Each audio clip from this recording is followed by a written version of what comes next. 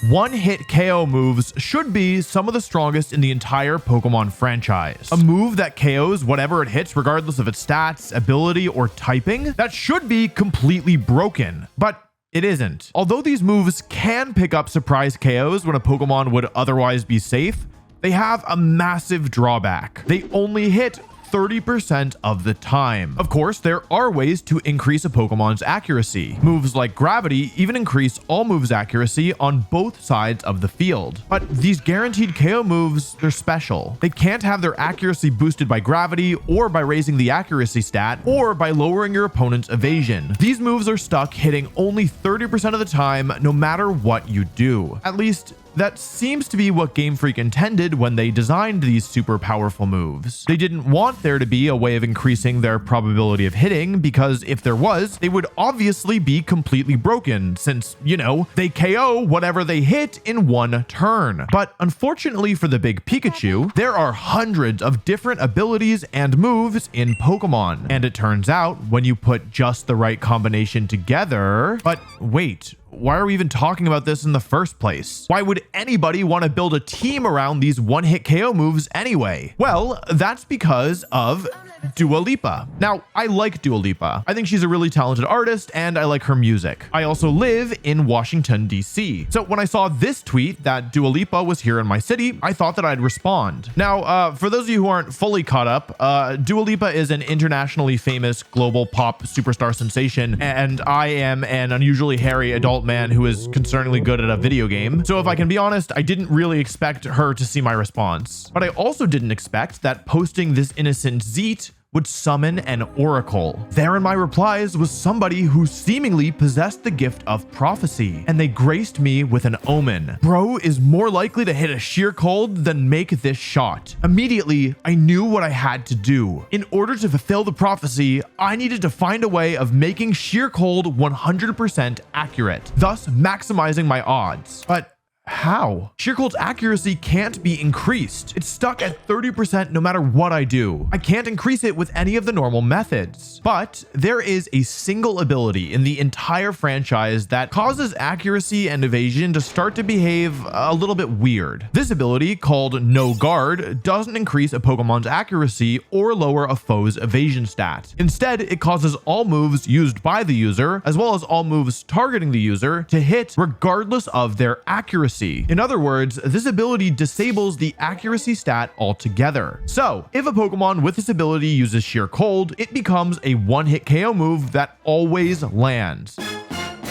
But now we're hitting the first roadblock. No Pokemon with the ability No Guard learns any one-hit KO moves. But we have a way around this. One of my favorite moves of all time is called Skill Swap, a move that switches the ability of the user and the ability of the target. In a double battle, you can use this move on your own partner. I used Skill Swap to get second at the World Championships in 2012 by giving my Heatran Cresselia's Levitate ability, turning its quadruple weakness into an immunity. And we can use it here to give a Pokemon with Sheer Cold No Guard. None of the No Guard Pokemon can learn Skill Swap, so all we need is a Pokemon who learns both a one-hit KO move and Skill Swap. And the Pokemon that learns both is nothing.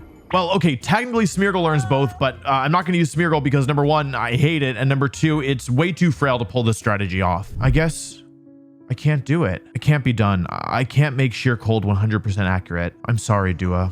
You deserve so much better. Unless... Okay, so there's no Pokemon that can learn both a one-hit KO move and the move Skill Swap. And there's also no Guard Pokemon that learns Skill Swap either. But what if I added a third link to the chain? What if another Pokemon Skill Swapped No Guard onto itself and then Skill Swapped it to the one-hit KO Pokemon the next turn? That would technically work, I think. To be clear, this is very, very stupid. This requires multiple turns of setup and 3 of your own Pokemon before you can even threaten anything. If you lose a piece of the puzzle before it's done its job, you lose the game on the spot with no way back in. This is a stupid strategy and it should never work in practice, let alone during a tournament. So anyway, I started building. Yes, this is probably the most out there team that I've attempted to build in years, and yes, getting a single win with it would be probably miraculous, but I received a call to adventure and I am not going to turn away. I don't care if I need to use every ounce of team building muscle that I've built over the last 14 years to do it. I will craft this team from unyielding stone if I have to. The place to start with a team like this is the one-hit KO move User. Now, there are technically 4 different moves that always result in a KO if they hit: Guillotine, Horn Drill, Fissure, and Sheer Cold. But the Prophet specifically mentioned Sheer Cold, so that's the one I'm going to use. And when it comes to Sheer Cold users, there's one that's better than all the rest: Lapras. I'm looking for the bulkiest sheer cold user I can find, because all that matters is the Pokemon sticking around for as long as possible, since every attack I get to use is another KO. In the current rule set for the official competitive format, only 6 fully evolved Pokemon learn sheer cold, and Lapras is by far the tankiest. Of course, sheer cold does have a weakness: it doesn't work against opposing ice type Pokemon even with no guard. So I need to find some way for Lapras to beat ice types. Thankfully, Lapras learns my all-time favorite move, Perish Song. This move causes all Pokemon that hear the song to faint in 3 turns unless they switch out. Of course, if Sheer Cold has KO'd all the ice type Pokemon's partners, the pesky ice types that I wasn't able to hit won't be able to switch out. With Sheer Cold and Perish Song, Lapras should be able to KO every Pokemon in the game, regardless of their bulk or typing. I round out Lapras's moveset with Substitute and Protect to make it harder to get rid of, and give it the leftovers item for some healing. I select Ghost as my Terra type here to make Lapras immune to Fake Out, which could otherwise stop Sheer Cold for a turn by making Lapras flinch. With my one-hit KO user secured, I now need my no guard Pokemon. The good news is that there's a no guard user who is a really good Pokemon: Machamp. It can do big damage, and it learns some really useful supporting moves. But the bad news is that Machamp isn't in the game. In fact, the only no-guard users in Scarlet and Violet are Lycanroc, Midnight, and Golurk. 2 Pokemon that are so bad, they have never seen any competitive play before. But if I'm going to pull this off, these are literally my only options, so it's no use complaining. After looking through the moves that both these Pokemon learn extensively, I eventually settle on Golurk. It's got more useful support moves, and its typing is better than Lycanroc, since it has 3 immunities to fighting, normal, and electric, making it slightly easier to switch in. It also learns the move Dynamic Punch, which always confuses the target, and frankly, I'm going to need all the help I can get if I'm going to pull this off. I can use Terra Fighting to boost Dynamic Punch's damage to KO threatening Pokemon like Kingambit, Tyranitar, and Terra Steel Goldango, giving Golurk at least a little bit of offense. Of course, Golurk is mainly here to support the team, so I give it the move Reflect, which reduces all physical damage dealt by 1/3, and the item Light Clay, which causes Reflect to last for 8 turns instead of 5. I'd have loved to teach Golurk Light Screen, which is the special counterpart of Reflect, but it doesn't learn it. So instead, I give it Curse. This move deals half of Golurk's health, but causes whatever Pokemon is hit by Curse to lose a quarter of their health until they either switch out or faint. Curse has been used a little bit in competitive Pokemon before to stop big setup Pokemon like Xerneas and Dondozo, but I'm using it here because I actually want Golurk to faint most of the time once I've stolen No Guard, so that I can bring in Lapras without needing to manually switch out. The final piece of the core is the skill swap user. Initially, I was looking at Stantler, who is surprisingly tanky with the Eviolite item, but Stantler, it's not slow enough. Instead, I decide to bring back an old favorite Pokemon of mine, Bronzong. Bronzong is a very tanky defensive Pokemon with a Steel and Psychic typing. Steel is the best defensive type in the game, giving Bronzong tons of resistances, and the Levitate ability makes Bronzong immune to all ground type moves. And crucially, Bronzong is really slow. Now, normally being slow is a bad thing in competitive play since you want your Pokemon to attack before your opponents. But there's a move that reverses the speed order and causes all slow Pokemon to move before fast ones: Trick Room. Since both Lapras and Golurk are pretty slow Pokemon, I know that if this strategy is going to work, it has to be inside Trick Room. Bronzong can reverse the speed order with Trick Room and then use Skill Swap to steal No Guard and pass it to Lapras. But it can also make use of No Guard itself with the move Hypnosis. Hypnosis puts whatever it hits to sleep, causing them to be unable to move for 1 to 3 turns, with the downside of it being only 60% accurate. Of course, with No Guard, the accuracy issue becomes just a little bit less noticeable. I round out Bronzong's moveset with Protect. Because it's the Pokemon that is needed for the entirety of the setup, I want a way to keep it safe. Terra Dark turns Bronzong's Ghost and Dark weaknesses into resistances, and Mental Herb makes it so that a single taunt doesn't stop the entire strategy. Since all of Bronzong's moves don't do any damage, Taunt would otherwise force Bronzong to struggle. At this point, the core is complete and has many many issues. This strategy is precarious to begin with, but there's some major weaknesses as well, most notably Amoonguss. Amoonguss is slower than all of my Pokemon, so Trick Room actually makes it the fastest Pokemon in play, and it can put my Pokemon to sleep with Spore. It can also redirect my skill swap using the move Rage Powder, which causes all moves to target the user, potentially stealing no guard and breaking the precarious chain that I've been building. There's also Kingambit, one of the strongest Pokemon introduced in Scarlet and Violet. This is one of the most used Pokemon at present because it's incredibly tanky and hits ridiculously hard. The main set at the moment is Swords Dance with 2 dark moves, turning Kingambit into a Pokemon that's nearly impossible to get rid of while outputting huge damage. Normally, the way that you'd stop a Pokemon like this is to hit it for a ton of damage while it sets up, but I can't do that because I can't really do anything until I've done 3 turns of setup first. These 2 Pokemon are such major issues that honestly, I'm ready to give up. No matter what I consider, I just can't see a way for my team to get around them. And they're so popular. I can't just hope that I don't play against any. I'm scrolling through the entire Pokedex again and again when finally I see something. A Pokemon that might be just what I need. Clefable. Clefable is a pure fairy type Pokemon with some unique properties. As a fairy type, it resists dark, meaning those Swords Dance Kingambit won't be able to damage it easily. Of course, they could just use Swords Dance to basically ignore the resistance, except against Clefable specifically, that won't work, because Clefable has the ability Unaware, which ignores all of the opponent's stat changes. No matter how many times Kingambit uses Swords Dance, against Clefable, it's as if it's still unboosted. Now, normally Kingambit could just ignore Clefable and target down its partner, but Clefable learns the move Follow Me, which is a better version of Rage Powder and forces your opponent to target the user. In other words, Clefable can turn one of the scariest offensive Pokemon into a non-issue. But what about Amoonguss? Well, Clefable can hold the Safety Goggles item, making it immune to both Spore and Rage Powder. And with Follow Me, Clefable can protect the rest of my team from Spore as well. But if you've been paying close attention, you might have realized that Clefable redirecting Spore won't help with Rage Powder stealing no guard before I can get it onto Lapras. And that's why Clefable also knows the move Skill Swap, so that against an opponent relying on Amoonguss, I can use Clefable to pass no guard to Lapras, completely bypassing the Mushroom. I finished Clefable's moveset off with Protect and Moonblast, which are the 2 most consistent options, and give it a Terra type of water to resist the steel moves of Goldango and the water moves of rain-based teams. The Sheer Cold mode is now complete.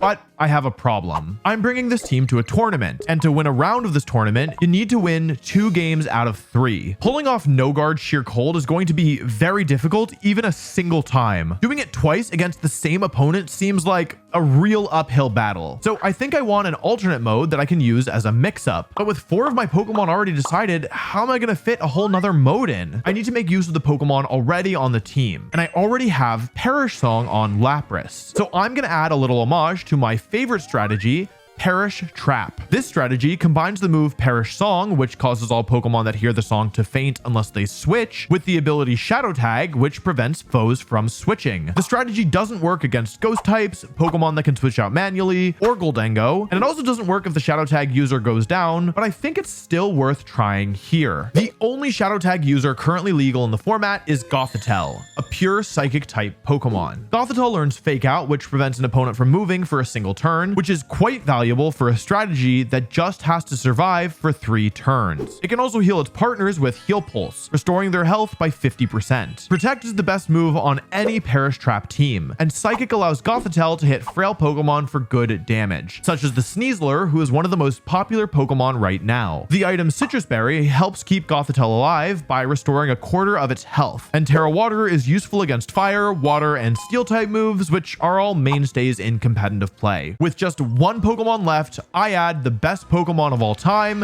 Incineroar. I don't like Incineroar, but it provides extremely valuable support with Fake Out, and Intimidate lowers my opponent's damage output. And Incineroar works with both of the modes that I have on this team. Unlike my normal defensive Incineroar, this time I decide to use a very fast and very strong Incineroar to allow me to have a faster Fake Out than my opponent, and to let Incineroar knock out opposing Goldango in a single hit. And since Goldango is really strong against both modes of the team, This feels pretty valuable. Because I've spent so many of my stat points in my speed and offense, this Incineroar is a bit frailer than the ones that I'm used to. So I give it the Assault Vest item to increase its special bulk by 50%. This does mean I need to use U-turn, the damaging move, instead of Parting Shot, the support move, but I think that's a small price to pay for so much more bulk. One weird thing about this Incineroar is that it has the move Throat Chop instead of the more standard knockoff. The reason for this is that Throat Chop prevents whatever it hits from using sound-based moves. And this is useful because other Incineroar will all have the move Parting Shot, which would allow them to switch out of Shadow Tag. If I hit them with Throat Chop though, they'll continue to be stuck on the field until it's too late. I give Incineroar a Terra type of grass to help with my Amoonguss weakness,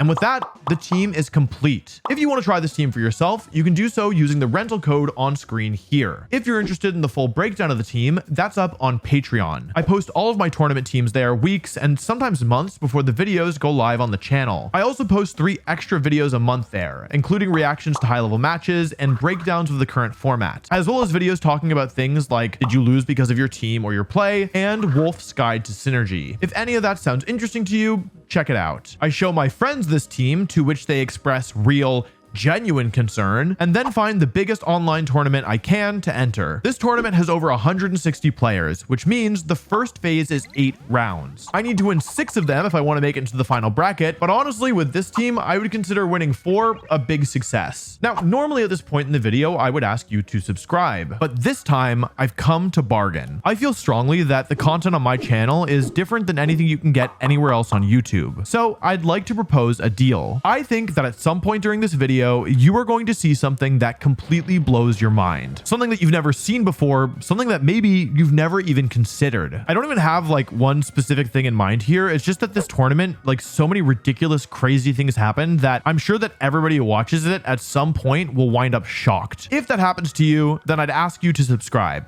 And if not, no worries. So with all that being said, it's time for the tournament. I boot up my Switch and hop online to see just what this monstrosity of a team can do. And Dua Lipa, if you are watching this, I'm really sorry. I've been kind of bored lately. I've been on a break from competing, and finding something to fill the time has been a lot harder than I expected. I just wish something special would happen to me, like, I don't know, meeting a dragon or something. Wait, oh my God, is that Alpine Dragon from Dragon City, the sponsor of this video? In Dragon City, there's over 1,000 dragons to collect, hatch, and evolve. I really like the guy I met earlier, Alpine Dragon. He just seems like a chill dude. I've been battling against other players and tearing up the leaderboards. Turns out the world champ difference is cross game. I've also really been enjoying customizing my city with all sorts of magical decorations. I feel like the king of my own little fantasy world. My boredom is cured, my eggs are hatching, and my dragons are thriving. Or whatever it is you kids say nowadays. My dragons are Sigma? Skibbity toilet?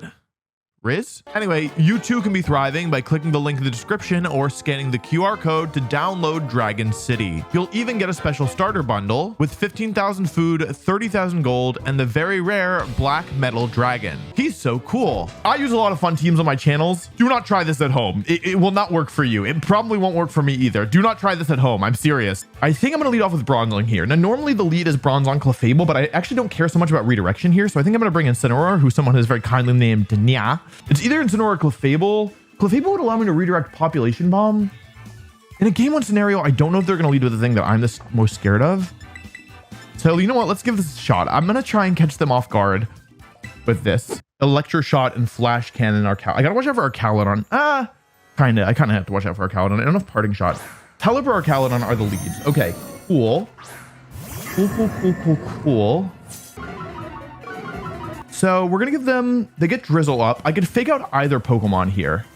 Oh, okay. Good start. Okay, Protect from Pelipper. Here's the fake out into the Arcaludon. It's going to give them a stamina boost, which is okay. It's okay. That's fine. We get Trick Room up for free. Okay, this is a good start. This is a really good start. Okay, this requires some setup. Here we go. Okay, so we have now Hypnosis Threat active. However, what we want to do is go for Skill Swap and bring in Golurk. Let's get No Guard onto Bronzong. This will make Hypnosis 100% accurate. Here we go. Bronzong should make it through the turn. Here's Skill Swap. So now let's keep track of the abilities. Currently, Golurk has Levitate and Bronzong now has No Guard. Here's Weather Ball. Oh, this die. Please, please, please, please, please, please. Die, die, die, die. That's so good. That's so good. Here we go. Golurk is down. We've lost a Pokemon. However, this is actually quite good. Here's Electro Shot. Archaludon getting a special attack boost. However, that's not the end of the world here because Archaludon cannot protect itself. So we have 3 turns left of Trick Room. Golurk has gone down. Yes, Archaludon gets a special attack boost. However, Bronzong was chosen because it is so incredibly bulky. Even a +1 special attack from that actually did more than I thought it was going to do.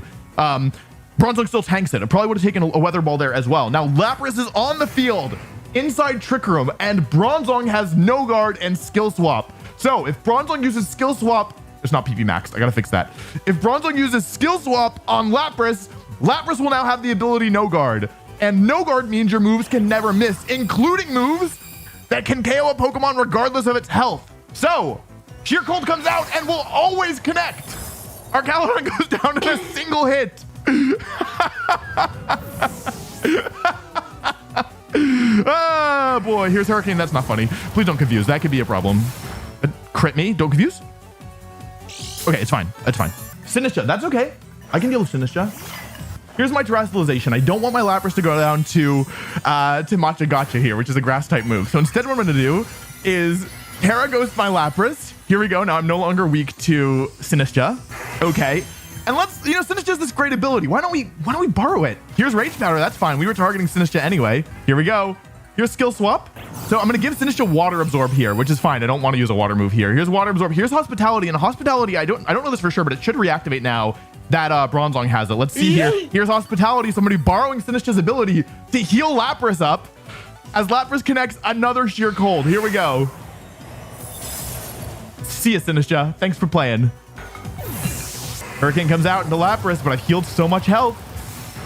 Yeah, as long as it doesn't confuse, we're fine. Yep, that's actually, we're in really good shape now. How many turns of Trick Room are left? 2? 1? Sneasler. Okay. A bit spooky, no? So, here's Incineroar. This game is still not over. I actually could still lose. If I lose Lapras this turn, it's totally possible that I could lose this, I think. We want to see it protect. We're in good shape. Yeah, we should be okay. Okay, here we go. Paris Song comes out, and so any Pokemon that hear the song will faint in 3 turns. We don't even need to take all the KOs with Sheer Cold. Here's Hurricane. As long as I don't get confused here. Actually, even with confusion, I'm okay. Okay, Rain's over. This, yeah, now this has become, I think, quite difficult for them to win is my prediction. Yeah, in 3 turns, this battle's over anyway. So we just have to survive for 3 more turns, and then the game becomes ours. So let's go for, that's the end of Trick Room, but it's fine. We did what we needed to do. We've got, now keep in mind, this tournament is all best 2 out of 3. So even winning one game with this, it probably won't be so easy the second game. And even it's not over yet. Here's the Terra. This is either Dark Terra for the damage, or it's Ghost Terra to make them immune to Fake Out. Either one is okay. I've covered for both options here. It is Dark Terra. They're going to try and go for Throat Chop here, which is why I went for Fake Out. This is Focus Sash Sneasler. Yeah, like it's fine. What we have to worry about here is like Hurricane confusion, basically. Here's Fake Out, stopping the Sneasler from moving. Want to make sure Lapras makes it through this turn. As long as I don't lose Lapras this turn. Let's see. We connect Hurricane without the rain. Okay. No confusion. Yep, that's the end of that. Yeah, this game is now guaranteed to be over. Oh, yeah. Okay. Lapras has hit 3 Sheer Colds. Oh, wait. Hurricane can't miss. I have no guard.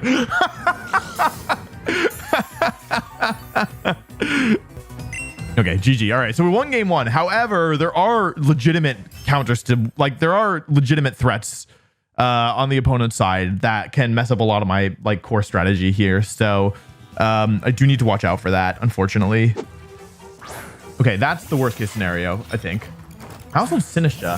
Okay, Sinistra switches out. Okay, let's see who this is. Instant. Okay, cool. I mean, not cool, but not awful either. Getting the Intimidate second is actually pretty nice here.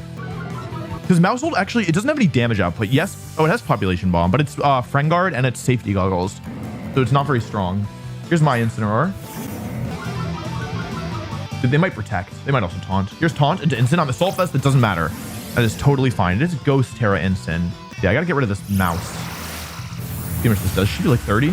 Yeah, about 30. Maybe a little more, actually. This is Ghost Terra on both Mons. Okay, protect from Mousehold. That makes sense, in my opinion. Fake Out. This looks like a dead turn, but it's actually pretty good for me, I think, because... Okay, we've confirmed that their Incineroar is slower than my Gothitelle, which is interesting. That's actually very good to know. Nope, they're faster. Just wasn't paying attention. Here's Protect. Population Bomb comes out into Gothitelle. Okay. Every KO we take matters a lot, but getting rid of this mouse hold is really important because the eventual goal of this game. Oh, I got the KO. Oh, right. I'm strong. My Incineroar is strong. I forgot. Wait, that's huge. Now that mouse hold's gone. Now that mouse hold is gone. What am I saying? I forget. Now I can Parasong because taunt is off the table. There's no more taunt. Okay, Sneasler's the last Pokemon. Okay. Grand Clef. The reason that I'm doing this is that I'm worried about the Dark Terror on Sneasler. Otherwise, I would actually consider just going for Psychic here. But because they could Dark Terror to stop a big attack, I'm doing this instead. Here's Lapras. Here's the Terra. Now that the Terra's out, this means that I have ways of stopping Instant from switching out, which is good. Here's Dark Terra. Oh, this could be Throat Chop, actually. I didn't consider that. I also could I could try and go for Moonblast here, actually, if I wanted, and try and get Sneasler that way. I wasn't gonna do it, but I could. Here's Close Combat. Nice. Good switch from me. The threat there was that Lapras was gonna take either a Dire Claw or a Close Combat. Let's see what they do with Incin. Parting Shot. Oh, interesting. Okay, hang on a second. Then, how do I want to play this? I can go for like Matcha Gotcha, which is spooky. Yeah. I should have probably Terra'd Lapras here, actually, because I don't want to take full power Matcha Gotcha. Oh, Life Dude. Okay, it's fine. Yeah, Lapras being a full HP means that makes this a lot easier. So here's the deal. I sacrifice Clefable, which looks silly. However, this lets me get Parasong up and in the same turn bring in Gothitelle. So Sinistcha is a ghost type. It can switch out of Shadow Tag. However, Sneasler is not a ghost type. Sneasler is a dark type Pokemon at the moment. And that means that it cannot switch out of Shadow Tag. And what that means is that I get to go into Gothitelle here and go for Fake Out into Sneasler, who can no longer switch out with the Perish counter now being active. So I could bring it back. And yeah, maybe I should Terra it. It might have been better to Terra at that turn. I think that was probably a slight mistake. Yeah. So here we go. Incin's back on the field. 3 turns of Perish Trap currently left. Here's Fake Out into Sneasler. It won't be able to move this turn. There's also Break the Focus Dash, which doesn't really matter. Here's Life Dew again. They're trying to keep Sneasler healthy. However, it's not that useful in my opinion. So the real threat is that this turn they could go for... I should have Terra'd. Okay. Yeah, I think I'm okay, but... Oh, that did a lot. Oh, they had Scald. I wasn't even thinking. It did a lot, huh? Why did that do so much? Okay. It didn't do that much in the grand scheme of things. Thanks to Heal Pulse. Okay, so... 1, and... Oh, Gothitell's not under Perish Trap. Then I didn't mess up. Okay, then I'm fine. Hang on a second. Did they stay in with Sinistcha? Because that would be... There's no reason for them to stay in here. They could switch for no cost. Let's see. Okay, yeah, they switched. Okay, so Sinistcha's slower than Incineroar. That's good to know. It also has the Rocky Helmet, which is also good to know. So, as long as Lapras does not get crit here, I should win this game near guaranteed. I should probably win this game. Oh, it doesn't even have Matcha Gotcha. Okay, Dire Claw. Okay, I was gonna Terra, but I guess I can go to... Bruh. Just had to say something, didn't I? That's fine. It's not ideal, but it's fine. I should still win. That's fine. Okay. So I've used the Parasong to KO Sneasler. It took a couple turns, but we got there. Thanks for the dono, Axtro. My favorite Mega is Mega Gengar. Okay, so it's a 2 versus 3. I should have the advantage here, especially with all my healing. So all I need to do is wait until my Lapras wakes up, hit Parasong once, and then I should win the game. Especially with Sinistcha's only attacking move is Scald. Incineroar's back on the field. We just need to keep Lapras alive for a couple turns. Here's Life Dew. Yeah, they don't really have anything better to do. I guess they could Scald. They should be Scalding for sure, but I understand why they're not. Here's Knockoff into Lapras. It's the right play. It did a lot, actually. Who should I Terra here? Gothitelle or Incineroar? Maybe Gothitelle. Fake Out. Life Dew. Okay, yeah, they're not going for Scald. I think they're afraid that I'm going to attack their Sinistcha with Incin, which I get, but I'm not doing that. Yeah, there's Flinch, and then let's see if I wake up. 2 turns of sleep. That's fine. Again, 1 wake up wins this game, and that's all we need. So let's go for U-turn here. Rage Powder comes out. Okay, that's fine. I mean, I'm not attacking with it anyway, with Incin really anyway. Here's my U-turn. And even if I stay asleep this turn, I have guaranteed wake up next turn. So I'm in good shape, truly. A little Rocky. That Rocky Helmet chip actually did a lot, more than I expected. Here's Gothitelle. What do they go for? Here's Flare Blitz. Okay, that was the right move with a critical hit. It might have KO'd, actually. I could have lost this. Okay, 3 turns of sleep. The maximum sleep turns. 3. Yeah, this game is now guaranteed over. There is no move that my opponent can make that if I play optimally, my opponent can win. This is the beauty of Parasong, in my opinion, is that when you have 3 Pokemon left Perish counter set up and both Pokemon are able to protect, it does not matter what your opponent does. You have a guaranteed win condition. There's nothing they can do. This game is officially, well, not officially in the sense that the game doesn't know that it's over, but I, as the player, know that this game has ended. 2 turns of Perish Song left. In 2 turns, this battle will be over one way or another. No amount of healing from Sinistcha, Redirection, Intimidate, Flare Blitz, Knockoff. It doesn't matter. None of it matters at all. In the end, the only thing that matters is the counter, and the counter is ticking down. Good offensive moves coming out here from the opponent. It's smart play. It would do a lot to Gothitelle. However, it doesn't matter. The Perish counter continues to drop. Let's land a Sheer Cold. Let's go for a raw Sheer Cold. Oh, yeah, they forfeit. Yeah, okay. Yeah, the game was over. There was no more way for them to win at that point. So that's the way that it works. That's the way it's supposed to work. Okay, I think that we have tools here. Truthfully, I really truly do believe that we have tools in this matchup. Sneasler's Psychic Seed and Burden, Terra Grass, Razor Claw, Decidueye. So Decidueye can crit. Is the problem. Let's try 1, 2, 3, and 4. I think. I don't think we're gonna have any like super good matchups in this tournament, but I think that we have tools here, which is all we can really ask for.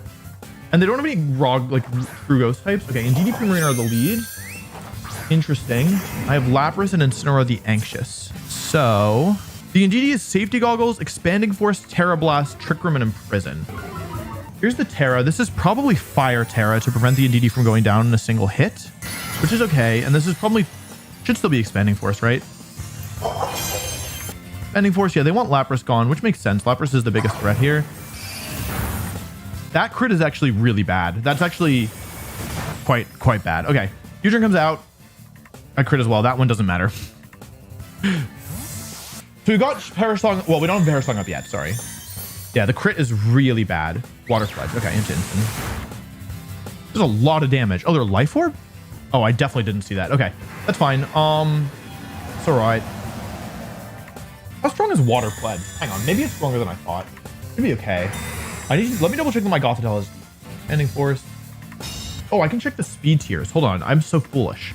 I can check the speed tiers with Perish Song. Let me pay attention here. I think they just really high roll. I think they might either they max rolled the Water Pledge, or my Gothitelle is missing EVs, both of which are bad. Here's a fun fact. The Perish counter decreases in speed order. So first we'll see Indeedee. Question is, who's next? Is it Gothitelle or is it Primarina? Primarina is faster than my Lapras. Okay, so if Gothitelle goes down here, we're probably going to lose, which is okay. It just sucks.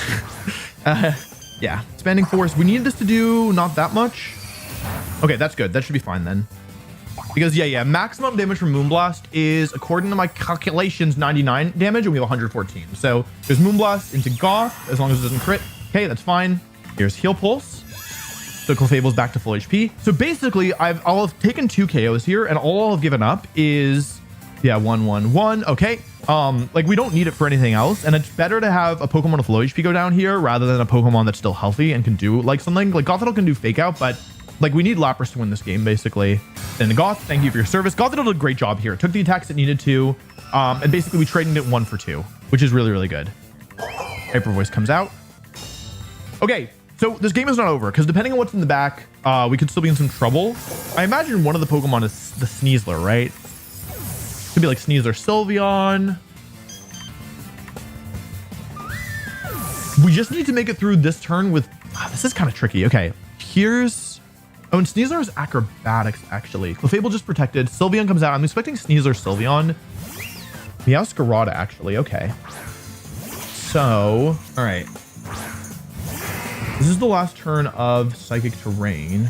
If both Pokemon make it through the turn, then I win. If only Lapras makes it through the turn, then I think I win. And if neither Pokemon makes it through the turn, I probably lose. Here's Follow Me, protecting Lapras from either Knockoff or more realistically Flower Trick, which always crits. Here's Knockoff. Yep. They probably felt like they needed to cover for like they needed to get a read rate to win. Okay, yeah, even with the crit on Lapras, I should still survive that. So there's Perish Song. And like I said, this actually ends the game immediately. At this point, there's no longer a way for them to win. As far as I'm aware. Yeah, no, there's no longer a way for them to win. So even with the Focus Sash, they're still in trouble. Let's check here. Sylveon is faster than Clefable. How fast is my Clefable again? Okay, that's obvious. It's naturally faster. Okay, cool. Psychic Terrain is gone. Now at this point, what I would like to do is actually use the remaining turns to figure out If Sylveon is faster than Incineroar? Because that actually ends up being really important, I think.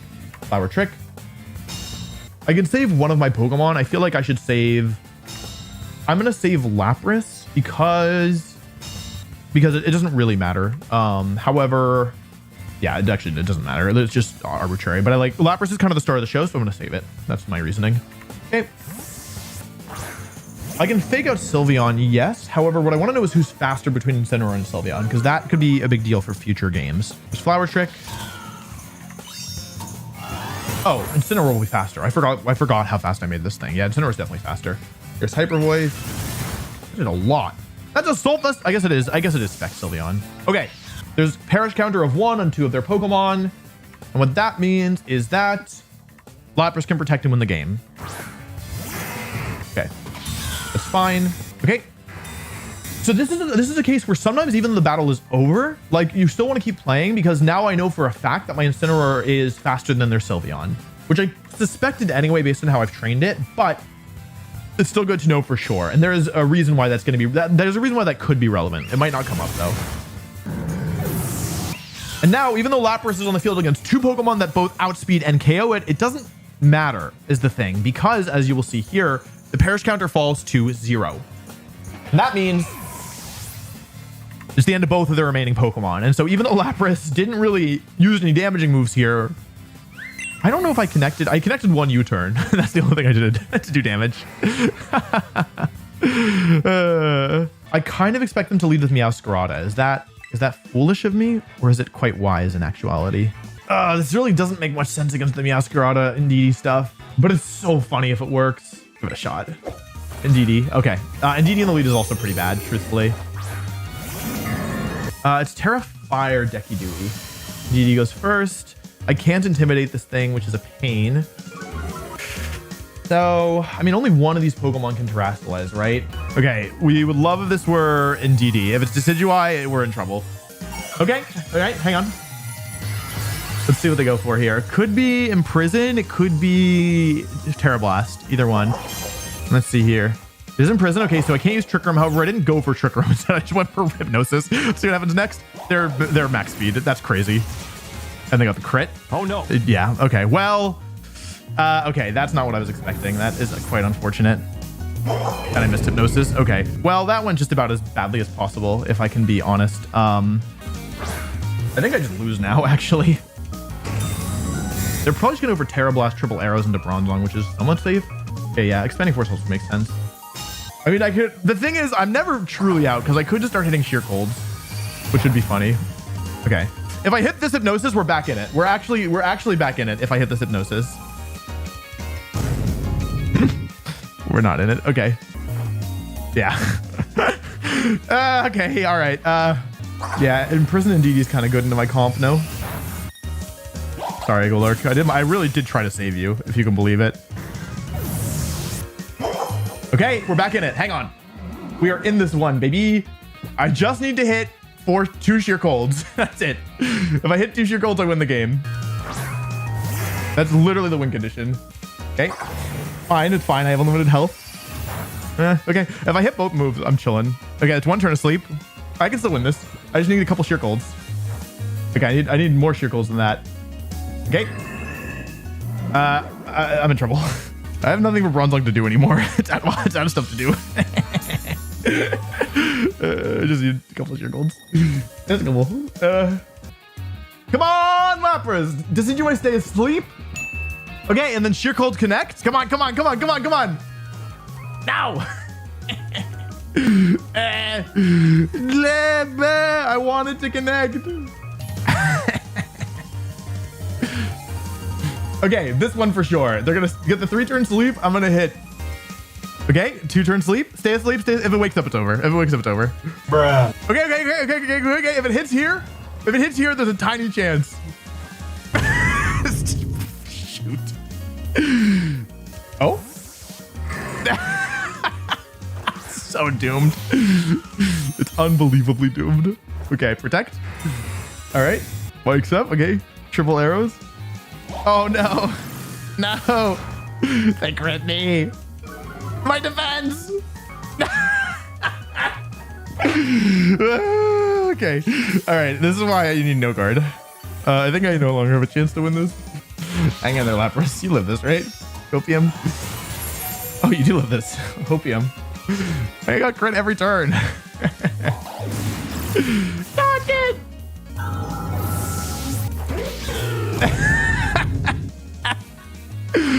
Okay. Okay. Hey, they have the same leads again. I have different leads this time. So now they're trapped on the field, which is really nice. The problem is that this Decidueye could crit me. It has 50% crit rate with its stupid Razor Claw, unfortunately. Just quite threatening. I can't intimidate it either. There's the Terra. That's what I thought was gonna happen. Okay, I guess they're just faster. They've been faster twice now. So this means that if Incineroar makes it through the turn, it is only 50% chance to crit. If it doesn't crit, then I'm in great shape. If it doesn't crit, I actually gain a ton of ground here. They could also Terra Blast me. They could go for like Terra Blast Leaf Blade. If I lose Gothitelle here, I am in pretty big trouble. I guess I don't know how much crit Leaf Blade does, but I assume because this thing seems to be really fast. I should take the Simulwell though. Maybe I shouldn't have Terra'd in hindsight. Come on, Instant. Hang in there. Woo! Okay, let's go. Okay, Instant survives. That's a huge survival. Absolutely massive. The end of DD. Doobie. I think I'm gonna lose this actually. I think I've made errors now that I look at it again. Because yeah, by using the Terra there, I don't do enough damage either. Yeah, with Meowscarada, I think I actually didn't macro this well enough because now Meowscarada comes in and I'm kind of just in trouble regardless, right? Because I keep critting. Oh, Sylveon actually. Hang on. If Sylveon's in, then what does that mean? Protect. I'm gonna let Incineroar go down. I don't think I want Clefable to take the damage. Yeah, I knew they were gonna Leaf Blade there, so I critting. It's only 50%. It shouldn't be critting more than that. Okay, I think I'm in pretty big danger here. However, it is still possible for me to win, I think. Hyper Voice, Shadow Ball actually. Okay, if it's Shadow Ball, it should be winnable. I wish I had my Terra left. If I had Terra on Lapras here, this would be pretty good. I think I'm gonna run out of health is the problem. Okay, no crits. The question is, will I survive a Shadow Ball? Tis the question. Tis the question. Let's see here. So Shadow Ball comes out. I think I survived this. Gothitelle is really specially bulky and this isn't stab. Yep. Like it comes out. That was a really good time for the move not to crit, frankly. Doesn't KO. However, I have Moonblast. This is gonna be down to the wire, folks. I do not know if I'll be able to win this. However, the good news is that the Sylveon is choice specs locked into Shadow Ball, which is just not that powerful of a move in the grand scheme of things. Yeah, Scarlet is the last. Okay, so we have all the pieces that we need to figure out if this is possible to win. Lapras does take a flower trick though, is the thing. Okay, cool. They get the KO. That's actually what I wanted because my last Pokemon is Lapras and I want to win this game with Terra Song. And so I think as long as Clefable survives this turn, I should have pretty high chances of winning because their Sylveon's really fast. And so even though it's a 2 against 2, here's the situation. It's a 2 against 2. However, in a 2 against 2, if Parasong, all 4 Pokemon will faint, right? In a 2 against 2, all 4 Pokemon faint to Parasong. However, what determines the winner of a match where all 4 Pokemon faint when it comes to Parasong is whoever has the slowest Pokemon wins, because the Parasong faints in speed order and whoever faints last wins. So if my Clefable makes it through this turn, if it lives the Flower Trick and the Shadow Ball, this should do maybe 60%, maybe less. Less? Okay. I don't think I'm going down even to critical hit Shadow Ball. Here it is. Here Shadow Ball comes out. How much does it do? Does Clefable survive? It does. A critical hit would have been enough, but it survives. Parasong goes up. And so there's 3 turns left in this battle. All 4 Pokemon will faint at the end of those turns. However, they could side knockoff, but that doesn't help them, right? It gives them Hyper Beam. But they're taking away 50% of their damage. So, okay. Protect and protect. This is not guaranteed over. There's still ways for them to win this, I think. Flower Trick. Okay, they could have gone for side knockoff, but they didn't. I think it makes sense. They didn't want to lose their damage output. Your Shadow Ball into Clefable. 2 turns left. And Clefable still being alive means I can redirect and take the Flower Trick that was intended for Lapras. So here's Follow Me. Here's Follow Me. This will Meowscarada is now forced to target Clefable with Flower Trick here. It's the end of Clefable. However, Clefable has more than done its job. Takes the crit. Goes down. My last Pokemon left is this Lapras. Here's Shadow Ball. Sylveon is choice specs and is forced to use Shadow Ball. Here we go. Not a lot of damage. Doesn't get the special defense drop here. Substitute. Lapras survives. And now there's just one more turn left, and all 4 of these Pokemon will faint. Here's Flower Trick. Doesn't matter. Into the Protect. Sylveon's final move here is Shadow Ball. Doesn't work. Lapras behind a Substitute. It's not going down anytime soon. And although Lapras will faint here, this is the end of the battle. Perish counter's hit 0, and Lapras has not cleansed itself of the Perish counter. It activates in speed order. First, Meowscarada. Second, Sylveon. And last but not least, with 0 Pokemon remaining at present, Lapras and Lapras's Substitute. It doesn't play the animation because the Substitute faints. With no Pokemon left, your winner is... me. GG. Every Pokemon fainted. Every single one of them. But we were the victor. I actually think that Dindoza is not a good matchup against me. The question is, do I want to do Incineroar or do I want to do Clefable? I don't think that this is a Perish game because it's not super good versus a lot of the Mons here. And they have too much offense. The Forbidden strategy is not Perish Song. The Forbidden strategy is whatever I'm about to do here. I genuinely think this is a pretty decent matchup. Oh my god, they have Monetigo. They got Monetigo in this game? Oh. Okay, here's the Terra. Probably Steel, right? It's Steel or it's Flying. Yeah, Steel, that makes sense. All right. Sorry, Dragonite. I mean, sorry, Clefable. You are not making it through this turn, bestie. I could have Terra'd my Clefable here. You know what I could have done here? I think actually my position was good enough that I think I maybe have found a way to make it worse. Yeah. Because if this is Outrage, how much is this going to do? Clefable's gone. That did a lot, actually. Okay, I think I may have just messed up in a big way. I think I messed up, actually. I think I literally... the advantage is mine, but I think I messed it up. I messed it up. Okay, hang on. Oh, okay, yeah, I actually just lose. That sucks. Hang on. I think I genuinely just lost this because I was, like, not thinking things through. Yeah, I was fine, too, except that I messed it up. Hang on. Let's see if I can find a way to win this. Okay, hang on. There's... Bruh. No! I wanted to, okay, I can't win anymore. I meant to go into Golurk. I really wanted to go into Golurk there. Let's go Hypnosis here and Sheer. I mean, this is the win condition at this point, right? Sheer Cold Hypnosis. Oh, I can't believe I did that. Okay, Hypnosis hits, but it doesn't really matter because once I lose Lapras, then the game becomes pretty difficult, I think. Or once I lose Bronzong. Come on, Lapras! 30% of the time! It doesn't work, okay. Okay, that's my bad.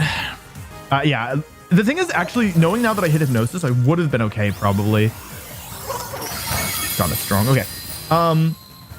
It actually could... could I still win this? Probably not. It's possible.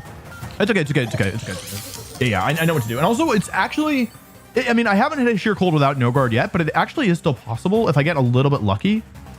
I just need to hit one at some point is the thing. Like, that's really it. If I hit one at some point, then I'm okay. Yeah, that's my bad. Yeah, that was super my bad. Okay, I learned a lot here. Here... Dozo. Okay. It's still winnable. I probably won't win this, but it is still possible if I hit a Sheer Cold. That's literally all it takes. One sheer... Oh. Okay, it's winnable. It's winnable. I might need a second Sheer Cold, if I can be honest. Here's Dynamic Punch. Oh, wait, I can Curse now. I did a lot. Good lurk. Yeah, if I hit Sheer Cold, I think I would still lose. Yeah.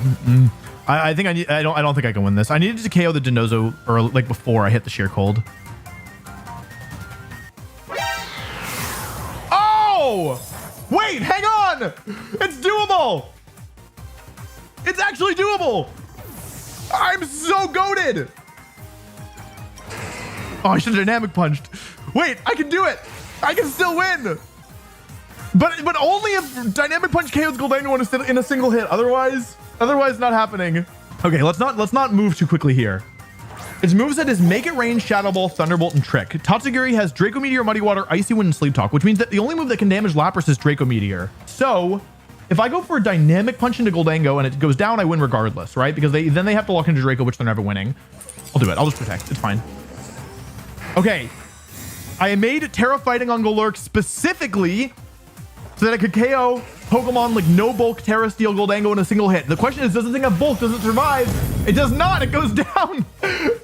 Goldango goes down to a single hit from my Terra fighting Golurk, which never misses thanks to no guard.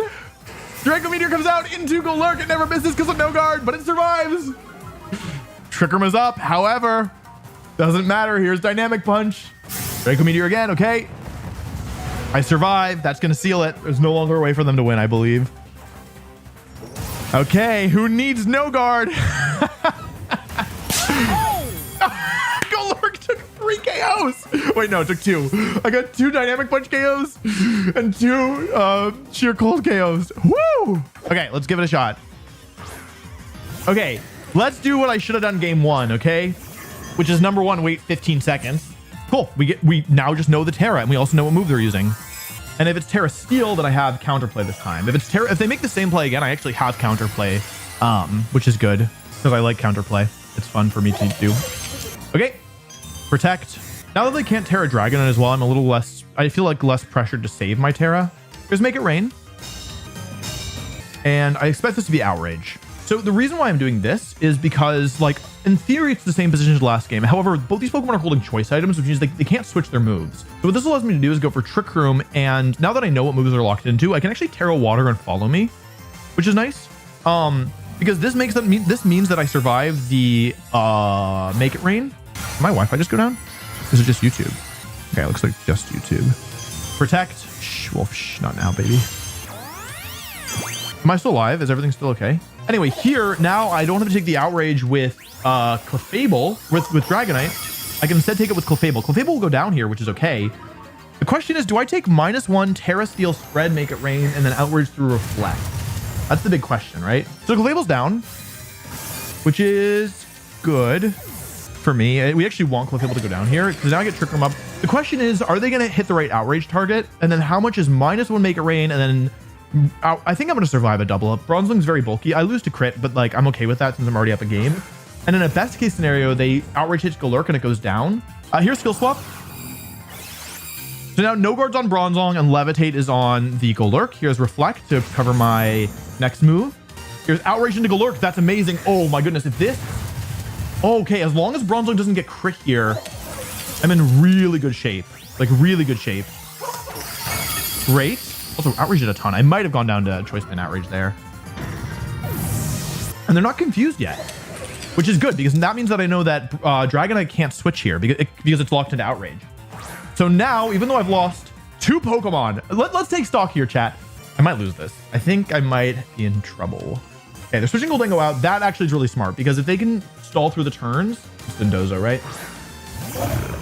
Oh, hold on a second. It's smart, yes. However, Dragonite goes down here. So it's a 2 versus 3 now. How many turns of Trick Room are left? Because I have an idea here. I have an idea, and it's not super obvious. Goldango comes back in. Interesting. Okay. I miss Hypnosis. Okay.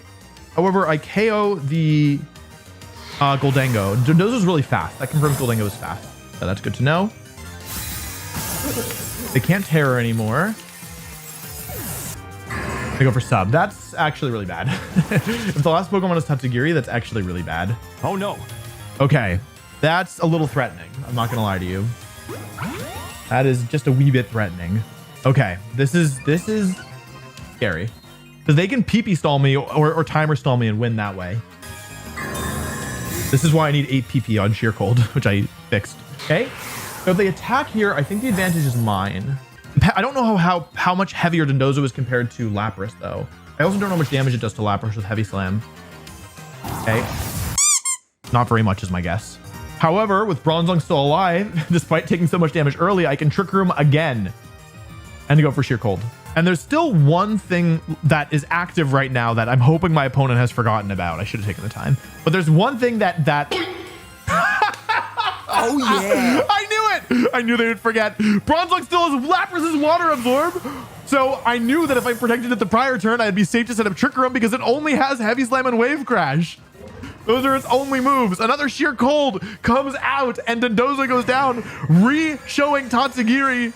Oh, poor little Tatsugiri alone in Trick Room against Bronzong and Lapras. Lapras back to full HP pretty much. And poor Tatsugiri, with only Tatsugiri left, can do nothing against Sheer Cold. Man, I was really hoping. I was really hoping that they, yeah, would forget about the water absorb on the Lapras. Sheer Cold comes out. That's the end of Tatsugiri. Lapras Sheer Cold 4 times. Hits 4 times. Sheer Cold 5 times. Hit the sub too. And that's it. That's the game. I'm feeling full of beans. This is not a good matchup, in my opinion. However, I do have some tools, and I have a couple traps that I can lay. I have the Perish mode, which is really good into some of the leads. The mouse holds Terra Fairy, and yeah, so like the Grimmsnarl doesn't have Parting Shot, though both the Pelipper and the Grimmsnarl are Terra Ghost, so it's going to be somewhat hard to trap. Clefable actually is really good here because I can redirect Beat Up, and I can redirect. I also am immune to stat boosts with Clefable because I have Unaware, which is one of the main reasons I use it over Clefairy. That being said, I think for this first game, I think I want to try and do Sheer Cold stuff. It's a little bit risky because like there's many ways. Like this is difficult to pull off for a number of reasons, but I'm hoping that I can make it work. Basically, I can't read this. Yeah, this is what I thought was going to happen. This is probably. So this is going to be Taunt and Bulk Up, is my guess. There's Taunt. There's Bulk Up. I still had to make this play, even though I knew what was coming. I didn't have a better option here because Clefable, I didn't want to lose the Mental Herb just yet. I'm going to use my Terra here because I don't want to take a +1 Rage Fist without getting Reflect Up first. There's a couple ways this could backfire. They can go for Follow Me. They could also go for Taunt, which would be bad. I think they want to Beat Up, though. That's my guess, at least. If this turn goes badly, then I'm just... Like, if they Follow Me here, I'm in kind of big trouble. Okay, they are Terastallizing into... Might be Water on the Ape to stop the...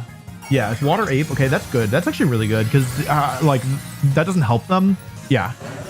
It should be Rage Fist here, right? Okay, I got the skill swap off. If they Drain Punch, I'm going to feel pretty silly, to be honest. I'm thinking this is Rage Fist, though.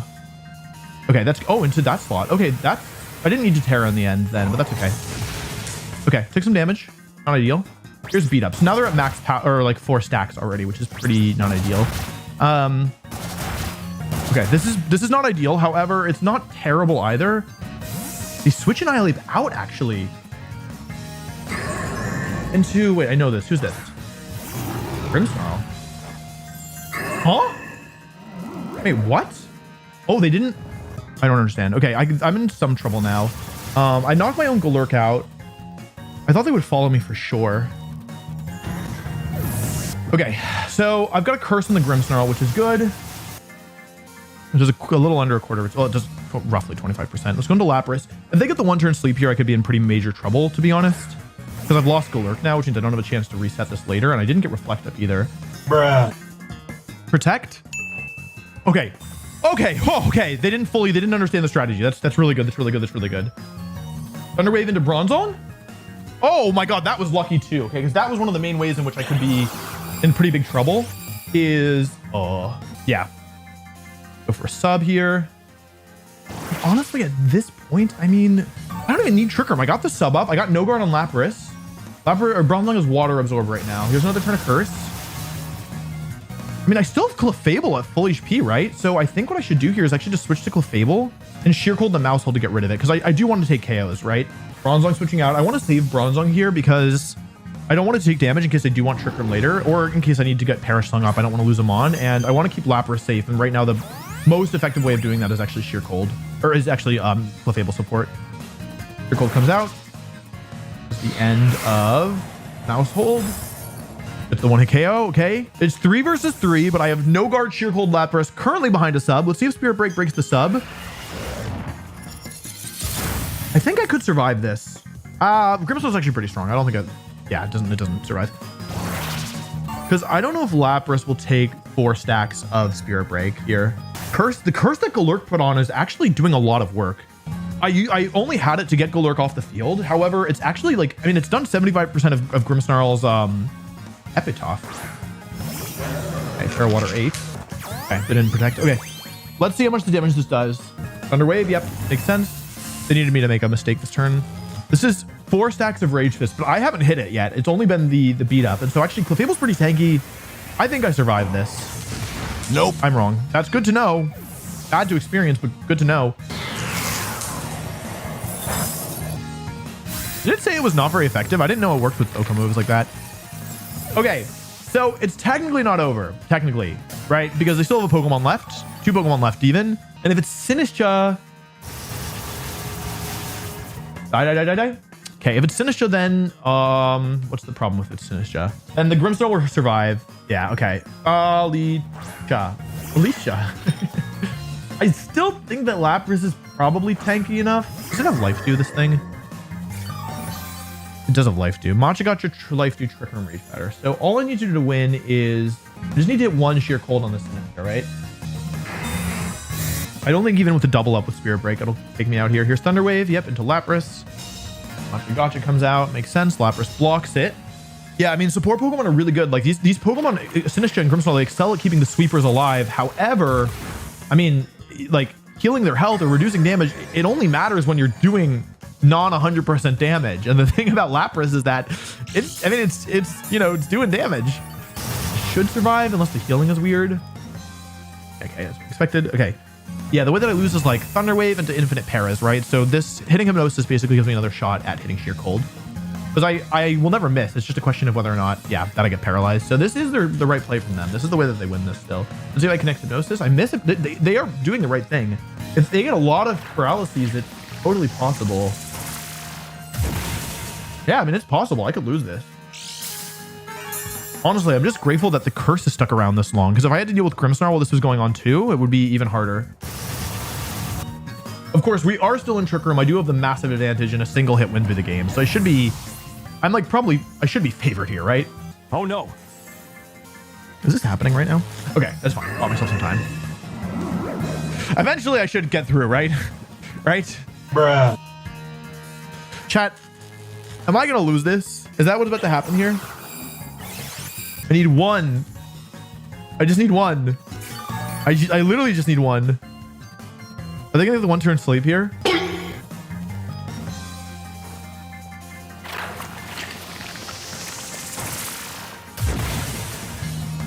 One turn of Trick Room left. I just need 1. I'm not asking for a miracle. I need 1 turn. What is going on? Okay, Bronzong is trying to help here. Is that 4 in a row? That's 4 in a row. They paralyzed me once. I'm stuck in a loop. Get me out. Please, Sheer Cold. Okay, 2 turns of sleep. Okay, there we go. All right, took a while, but we got there. All right, thank you, Lapras. Okay, I need to remember what's going on in this matchup because this took so long. I forgot how I was supposed to do. I mean, I have the Paris strategy. However, versus Mousehold, it's not actually that good, right? Because they can taunt me. Like Mouse Ape is just like, I need to lead Clefable, right? I can't lead with Golurk because they just lead an Ape Mouse, right? So I could lead Gothitelle and Lapras, go Fake Out and Perish Song into the Mousehold turn 1. This would also catch stuff like Arcalon off guard, although I don't know how much that helps me. I would still have to deal with Boosted Ape, and I don't think I can do that, right? Because I can go Fake Out Perish Song, Protect Switch to Incin, and then lose, right? Fake Up, I can kill Mousehold, but that's not really the problem, right? Let's try the same thing again. And then if it doesn't work, I'll at least get more information on how I could proceed. Because they could also switch up their leads in a way that favors me. Like they might not understand. They're going to lead Mousehold, right? Arcalon Annihilate. That's pretty good for me, no? It's not that I need to keep Clefable healthy. Like if I thought it was going... This Arcalon doesn't have a steal move. Yeah, if I thought it was going down, that'd be one thing. Yeah, I thought it was something like this. Like just go for the setup. You know what I mean? Take your turns. Maybe Electro Shot actually, even though it's not boosted at the moment. Oh, okay, yeah, that's what I expected. So there was no point going for Follow Me here. This was my thought process. This is now +1 Annihilate. Not that strong. I'm gonna go for Trick Room. I think I'm not. Let's see, my game decided otherwise. I think I'm not gonna Pterodark here. I'm gonna Skill Swap and Reflect here because I don't want to give them super effective Drain Punch. Because although this is Rage Fist, it has 0 stacks at the moment. So yeah, I think I'd actually rather keep the Terra available. Reflect. This basically cancels out their +1 boost. Here's Body Press, okay, but that's a physical move because it's reduced by Reflect. They tried to hit me with both Fighting and Ghost moves, but because of Reflect, I should survive unless they crit. And now I've got 7 turns of Reflect. I've got 2 turns of Trick Room left, and I've got Sheer Cold, No Guard, Lapras active. Yep, and there we go. So now Lapras has No Guard, Bronzong has Water Absorb. Snarl comes out, okay. Bronzong survives. I don't know how good it is that Bronzong survives there, but it shouldn't be bad necessarily. And they go for another bulk up. Okay, so another +2. So I need to worry a little bit about this, right?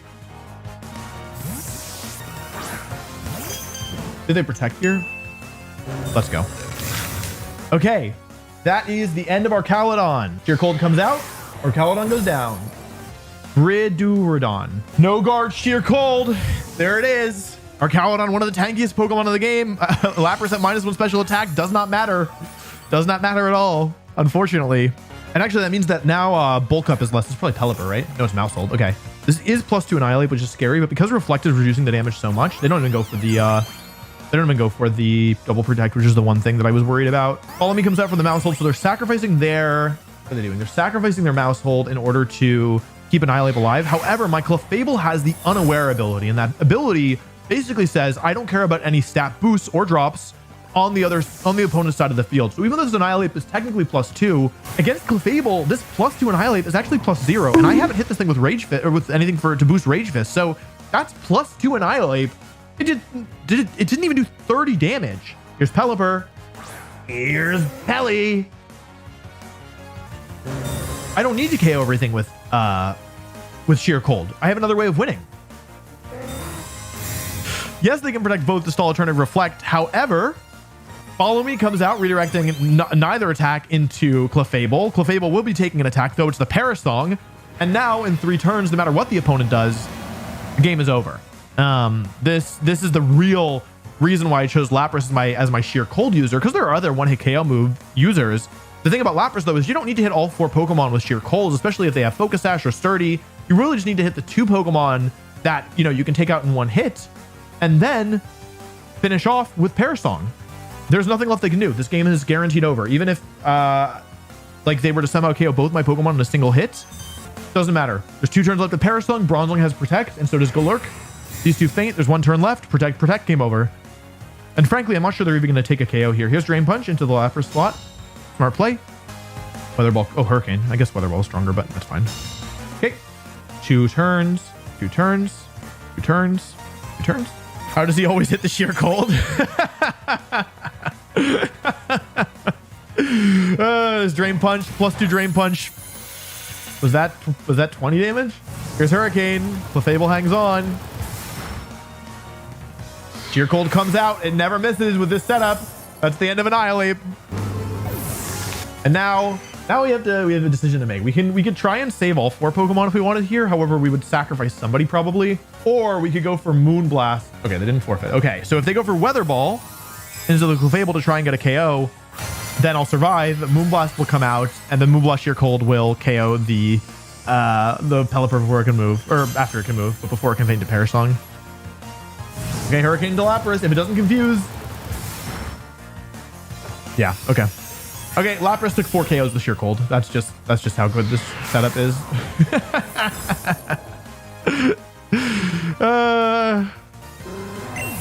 I'm sorry. Didn't even need the Perish Song. Could just Sheer Cold everything. I actually feel kind of bad about that one. I'm sorry. When it works, it feels really good. And when it doesn't work, it feels so bad. I could do Perish. However, I could also do this. I think I'm going to try game 1 with the Sheer Cold stuff. And if it doesn't work, I'll just figure something else out. This is difficult. I think that like they could do Sneasel or Dragapult if they expect the Perish stuff. Worst case scenario is Kingambit in the lead, but that's also such a good... Gortron and Sneasler. Okay, that's okay. They got Gortron, but that's okay. It's all right. Okay. Yeah, I didn't need to follow me because I thought I was going down regardless. It's going to be putting a lot of the pressure on Lapras here, unfortunately. Oh, I should have taken more time. Shoot. It's hard because I'm really thinking through things, and so sometimes I'm like so involved in what's going on in the turn that I forget. Okay, this is fine. Here's Reflect. When Hammer comes out, I should survive this. Nope. I should do something. Okay, Dire Claw. Okay, so the setup is solid. The real issue is the Sneasler, to be honest. I have Reflect up. I have 3 turns of Trick Room. I currently have no guard on Bronzong, which means Hypnosis can't miss. I think my play is to try and win with Perish Song, like KO 2 Mons and then Perish Song my way through. They didn't go for Grassy Glide, which I'm a little surprised by. Which is okay. It's just not ideal. First turn falls asleep.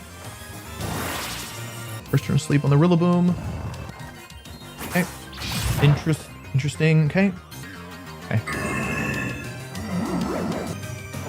That's fine. Okay, they got the 2-turn sleep, which is good. Okay.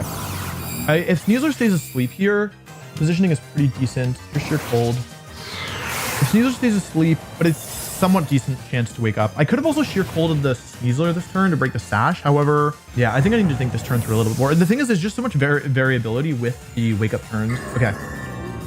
So I have Lapras behind a sub who's taken a Dire Claw. He's at full HP. And the opponent has 3 Pokemon left. Oh, it's Dragapult. Oh! Okay, I'll sheer cold the Dragapult and I'll Trick Room. Now, chat, there is something that we should be aware of, right? There is something kind of bad that can happen here, which is that Trick Room is now currently over, right? Trick Room is not currently active, as you can see here. And so what can be really dangerous here is that Dragapult has the move Phantom Force, which will cause it to vanish this turn, and then next turn it will reappear and do big damage. And the thing is, if I set Trick Room up, Dragapult will be invulnerable on the turn where I would normally hit it in Trick Room. So it will vanish this turn being invulnerable. I'll set Trick Room up, and then next turn it will move last, but I won't be able to get around it. I won't be able to protect. It can be really, really dangerous. So why am I then? Huh? Okay. So why then, you might be wondering, Wolf, why then would you go for Sheer Cold? Phantom Force, this is what you expected. Wait, why would you Sheer Cold this slot? Isn't that, Wolf, isn't that really silly? Why would you do that? Because here's a fun fact. Doesn't matter if Dragapult's in the Phantom Dimension. Doesn't matter if it's vanished from the field. That does not protect you from No Guard. The least accurate Sheer Cold of all time. The least accurate Sheer Cold of all time. Sheer Cold 30% accurate, hitting a Pokemon that isn't even present in the battlefield. Doesn't matter. Works here.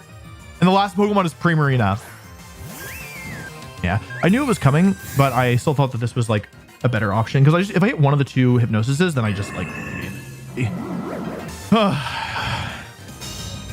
like Bronzong has nothing else to do. If I had Gyro Ball or something, that'd be good, but I think Protect is kind of important here. They go for the Protect, they fail. They wake up, they Protect. Okay, and here's Sheer Cold, never misses thanks to No Guard. That's the end of Primarina. It might be not very effective, but it looks quite effective to me. Oh yeah, I guess Sheer Cold is only 20%. Also, Bronzong is hitting its Hypnosises. That's like the 3rd one that's not boosted, or maybe the 2nd one. I think it's only the 2nd one that's not boosted, but even still. Here's Sheer Cold. So long, Gay Bowser. Oh, they woke up. Hang on. Okay. I'd rather have Water Absorb than Poison Touch. They could still win this. It's not impossible. If they get the double Protect, then I would be out of Sheer Colds. Of course, the real problem here is that they could have just brought Magmar, right? If they brought Magmar, this would not have worked at all. But I don't know if they realize that. So I might be able to just run it back. Because if they don't realize that they need Magmar, the truth is that the Pokemon, yeah, leading Magmar would make this really, really difficult. I was kind of banking on them not doing it in game 1, which is why I did this. But I don't know if they're even going to realize, like, because the Lapras is so threatening, they might think that they need Kingambit instead when, like, yeah, Kingambit actually is fine with Clefable, right? Because I can just follow me all the moves. Anyway, we reversed. We went down 2-4 right away, and then we reversed, brought it back. This is the single worst thing they could have led for them. This is the absolute single, like, when I made this lead, I was like, I really hope they do one specific thing, and it was this. I should have checked to make sure they weren't Covert Cloak or Black Glasses. Okay, Burn comes out. Fine. I have leftovers, so that's actually doing very, very little for them. I misunderstood. But it's okay. It's like, it's not a bad, like, it's still an advantage to me. Every KO matters so much with Parasong that, yeah, every turn just matters so much. Overheat potentially into Gothitelle. I brought in Clefable here because although I could have had Fake Out Pressure, it would have then given them an attack boost. And if they want to go for Swords Dance, again, doubling your attack is really, really good. I'm not saying that it's not good. However, the thing is that Clefable doesn't care about the attack boost on the side of Kingambit. And even though Kingambit is a steel type in the current format, most Kingambit don't run steel moves. If they run Swords Dance, they run Kowtow, Cleave, a dark move, Sakura Punch, a dark move, Swords Dance, and Protect. And so even though this Kingambit is +2, unfortunately, it doesn't really help it that much because I can follow me, take this +2 and turn it into +0. And actually, I can Heal Pulse in the same turn to heal up any damage that... Okay, this needs to be Magmar or else they're screwed. Yeah, this is what I didn't realize, is that it's Ghost Magmar. Yeah, good play. It's Ghost Magmar, and what that means effectively is that they can get out of the Shadow Tag lock. This is, I didn't realize they were ghosts. I thought they were something else, but yeah, actually I might have made a mistake here anyway because of the turn. Maybe I made Gothitelle too fast. Here's Overheat. So Clefable takes some damage, not ideal. Takes a lot of damage actually. However, the damage will be healed off by Heal Pulse. It's slightly more efficient to have Clefable be faster, but whatever. And then Kowtow Cleave comes out, doing a good chunk of damage. It's a very powerful move. So now Magmar is able to switch out, which is not good for me. Which means I don't get 2 KOs this turn, which is bad. Magmar switches. Yep. I could have gone instant here, but I wanted to go with Lapras. It is Rillaboom. Okay, so then in that case, then I'm glad that I didn't go for... Since it's Rillaboom, I'm glad that I did not go for a Moonblast, because it wouldn't have done very much, and then I would have taken a ton of damage on instant. So lets me go for Follow Me. So Lapras comes in. I still have my Terra left, whereas they don't. That's actually pretty valuable here, in my opinion. There's Kowtow Cleave, so doing a good chunk of damage here. I'm under half. However, I will be able to heal a bit of this back with Clefable's Grassy Terrain now. I'm a little over half now. That's pretty good. Grassy Terrain's nice with Lapras as well, because even though I got burnt, yeah, it's actually okay. So, okay, Kingambit was one of the stronger offensive mons. This also means that Incineroar no longer has to be afraid of Sneasler. Okay. Sneasler? What are you doing here, Sneezy? Like, what I could have done is switch to Gothitelle and gone for Terra Ghost here. However, I think this is fine as well. Okay, they got into Lapras. Yeah, I don't think they covered for the Terra Ghost, to be honest. Okay, I could have won the game this turn, but that's fine. Now, both Pokemon are at -1, and because we've already... Normally in this position, they could just switch both their Pokemon out. However, because we have managed to KO the Kingambit, I don't need to worry about both Pokemon switching out. I can just Terra Ghost and Perish Song, and yeah, they can switch one Pokemon out. If they stay in with both Pokemon, then both Pokemon are trapped by Gothitelle, so they're in a lot of trouble. They stayed in with both. That's not necessarily. My Incineroar could be faster. I didn't actually... I should have checked the speed order. I've been lazy about that. Well, it doesn't matter now, I think. Unless they double instant with like Dire Claw, Wood Hammer, and get like a poison or sorry, a sleep or a para, then they'd be in trouble. But if they go for close combat this turn, I think that the game is probably over. I get Ghost Terra up. It is close combat into the Goth, so nice. Yeah, nice. Well, I mean, nice job not attacking into the Ghost Terra, but it's not that much better. You need to crit on Gothitelle this turn or Lapras. Otherwise, I think it's toast. Don't get the crit. Crit would have KO. That's a really offensive Rillaboom. I could fake out him on as here if I wanted. Yeah. Okay. Clefable's in. Now, Clefable's unaware means that I also ignore their stat drops, which means both these Pokemon are technically unintimidated, which means that Clefable's almost certainly going down here. Here's Dire Claw. I'm going down to that. Sorry, Clefable. But Clefable is here as a sacrifice. It covered, yeah, it covers a lot of their... It covers the, like, some of the ways in which I could still lose this. Fortune goes for Wood Hammer. It's fine. 2 turns left of Perish Song. So here my thought process is that even Dire Claw crit won't KO Gothitelle. What I was worried about was Wood Hammer crit. And so what this allows me to do is, if I'd gone for Fake Out into Rillaboom last turn with Gothitelle, then what I was worried about was like, oh, what if they Dire Claw sleep me, right? Then, like, that would be really bad, and I would probably lose. Like, they can only attack one of my Pokemon here. Go for close combat into instant. This is -2, so I expect to survive. I do survive, which is very nice. Sneasler on. Or, sorry. Incineroar hangs on. I can go for Heal Pulse and get a ton of my health back, which is really nice. I still have a healthy Incineroar here, which is good. And even if that had a crit, I still was okay because I would still have Lapras available in a 1v1 versus Magmar, which I think I should win. By the way, this Rillaboom doesn't have U-turn, so that's something worth noting. Even if Lapras goes down, I've played this in such a way that because they brought Magmar, there's like not an easy way for them to win anymore. Here's close combat into the Ghost type. It doesn't work on Lapras. They didn't really have a better move there, in my opinion. Here's high horsepower into the Ghost type Lapras. Does some damage, but not enough. Here's Heal Pulse, shrugging off all that damage in a major way. Lapras goes back almost to full HP. And then Perish counter falls to 0. That's the end of Sneasler. That's also the end of Rillaboom. And unfortunately, it's also the end of Gothitelle, but Gothitelle's more than done its job. It trapped Pokemon on the field for multiple turns, was able to keep them locked in there, and has done its job. It cleared the way. Overheat comes out because they are faster than my instant, which this does respectable damage. Maybe if everyone crit, they could win. Let's see how much the Throat Chop does. I would expect it to do over half. Woo boy. Sheer Cold comes out and misses. That's fine. Restoring up luck for later, for when we needed to hit. That's why I went for Sheer Cold here rather than Perish Song, because I was like, yeah. Overheat comes out. Yeah, I had a feeling Instinct could solo, to be honest. against this ghost type Magmar, and they were forced to ghost type. They said, "You are a phenomenon." It's very nice. I feel like a villain more than a phenomenon. Yeah. Yeah. GG's. Alrighty. I don't think I can do that. Like, I actually don't think I can do this one, chat. This is so bad that I don't even know which Pokemon to bring because I genuinely don't see a way to make it happen. I could try that. Also doesn't. I don't see, chat, I don't see a way to do this. Let's just YOLO it. Maybe they'll mess up. Copium. Yeah, I don't see a way to make this happen if they lead properly. I need them to lead wrong. That,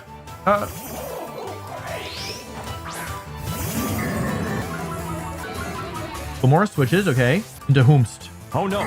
That's game over. GG. I lose. Huh? Oh, hang on. Wait. No. I didn't lose. Not yet. I haven't lost yet. Okay. Okay. Think, Wolf. Think with your brain. Use your brain for thinking buttons. It's so doomed. There's no good moves. All the moves are bad. Oh, huh? What? Dundito. Oh. Whoa. Oh. Super. I shouldn't have terra'd. Jarvis, I made a mistake. Oh, please Shadow Ball. If they nasty plot, it's Gajover. There's no reason for them to Shadow Ball here. They're in such good shape. All right, give me that. I need to borrow that. Thank you. Okay. Golurk. I can't do anything. No! You've completely and utterly boomed me. How could you do this to me? I thought we were friends. It's not gonna work. Can I even... Okay, I got the Intimidate down. So, I mean, the good news is I've stopped Indozo's damage. The bad news is that everything else is far too powerful. Okay, here's Protect. Okay, Wave Crush is blocked. I need them to make it rain here. Okay, I at least got one drop, which is good. Oh, chat, what have I done? I'm a pink pony girl. And I fear that I dance at the club. Oh, mama. Oh, Lord, help. Someone help. In a perfect world, they would protect Goldango here. If they protect Goldango, I have a shot. They didn't protect, which makes sense because there's no reason why they should protect there. Is it Nasty Plot or does it make it rain? They're out of their gourd. They called the no attack from the Ensign. Okay, they're out of their gourd. You know what? I'm just gonna. I think they're gonna protect, but I think that I need to hit this thing now. Wait, what does that mean? If I subbed, that was okay. Okay, this is +3 Life Orb Goldango. Question is, how much does it do to my Bronzong? Does it KO Lapras in a single hit? I could have subbed here. I kind of overthought it, I fear. Okay, it does KO... I've got my setup going. The problem is that everything is terrible. Okay, down to +2. It could be Timid, actually. Returns to Sleep, I think. Yeah, I don't know if I'm beating this one, chat. Because even if I need another Trick Room to go up, right? I think that's the only way forward. Even if they're Timid, does Bronzong survive? It has a chance to survive. Basically, I almost wonder if my best move here is to go into Bronzong and try and set Trick Room up this turn. Even then, that wouldn't work, right? If I get this call correct, then I could be okay, right? Because I could go for Fake Out into Goldango. Then does it wakes up? There's Wave Crash into Lapras. Okay. It's fine. It's actually best case scenario, I fear, or I think. Is there a chance in the world that I could possibly win this? How many turns to Reflect do I have left? Doze is faster than Lapras, which is fine. It's bad. Palmot? If it's Glamora, I'm screwed. Really, yeah, really. Nice job. Yeah, that's impossible. Terra. Yeah, they're faster. You know what? I should have U-turned into the Goldango. Truthfully, I don't know how much it actually matters. There's the end of my Lapras' sub. And I could have sheer colded the Glamora, but I thought it was, I didn't, like, they left the thing on the field for so long that I was like, maybe it won't even come in. If that's gonna make this almost impossible, I think, with the Toxic Spikes. Oh, I do have Levitate on Bronzong. I do have Levitate. Hang on. Still possible. Kill Goldango. It's the Palmot that's like making this impossible. If it weren't for Palmot, I'd be okay, I think. And if I still had my Terra left, that was the other thing. If I had either Palmot, like by Terrestrial into Dark, I really screwed myself over, I think. That was the main issue. Because if I had Ghost Terra here, I'd actually be okay. I could go for Ghost Terra, or at least be able to threaten it, you know? They have such an overwhelming advantage that there's no need for them to Revival Blessing. It's kind of win. Like, they can just win the game on their own. Doing this with the Intimidate. I had one more turn to Reflect. Good. Yeah, the Toxic Spikes. I'm assuming this is Fake Out into Incin. Oh. I could have won. That's crazy. That's wild. Okay. How much does -1 Palmot do to my Lapras? 1 Lapras. Wait. Okay, chat. There is one world in which I could still win this, but it is extraordinarily unlikely. Yeah, and I know it sounds crazy, but I genuinely believe that there is a world where I could win this. And the win condition is I get the double protect, which is a 1 in 3, and then I get Trick Room up. And I think I could potentially turn that into a win. Maybe. If I get the 1 in 3 chance, I almost never get double protect. I feel like I never get double protect. So I think this, we gotta start thinking about game 2, unfortunately. If they double this slot, if this is Sludge Bomb into Lapras, is there a chance? Is it possible? Oh, Palmot switches. Oh, so they can reset the thing. Gnosis connects. No way. Absolutely no way. We could still lose this, actually, because it's now unintimidated Palmot. The Glamora goes down in a single hit, and Dondozo is asleep. Hold on. If I connect Hypnosis, I should win, I think. I think we are 1 Hypnosis. I think we have a 60% chance of winning. I'm pretty sure that if I hit, how many? There's 3 turns of Trick Room left. If I hit 1 Hypnosis. No way. No way. Lapras now connects Sheer Cold. Lapras is the second fastest Pokemon here. Palmot goes down to the Sash. I cannot believe this. Dondozo stays asleep. Palmot can't revive anything because it's asleep. It can't use Fake Out because it's asleep. It doesn't have Protect.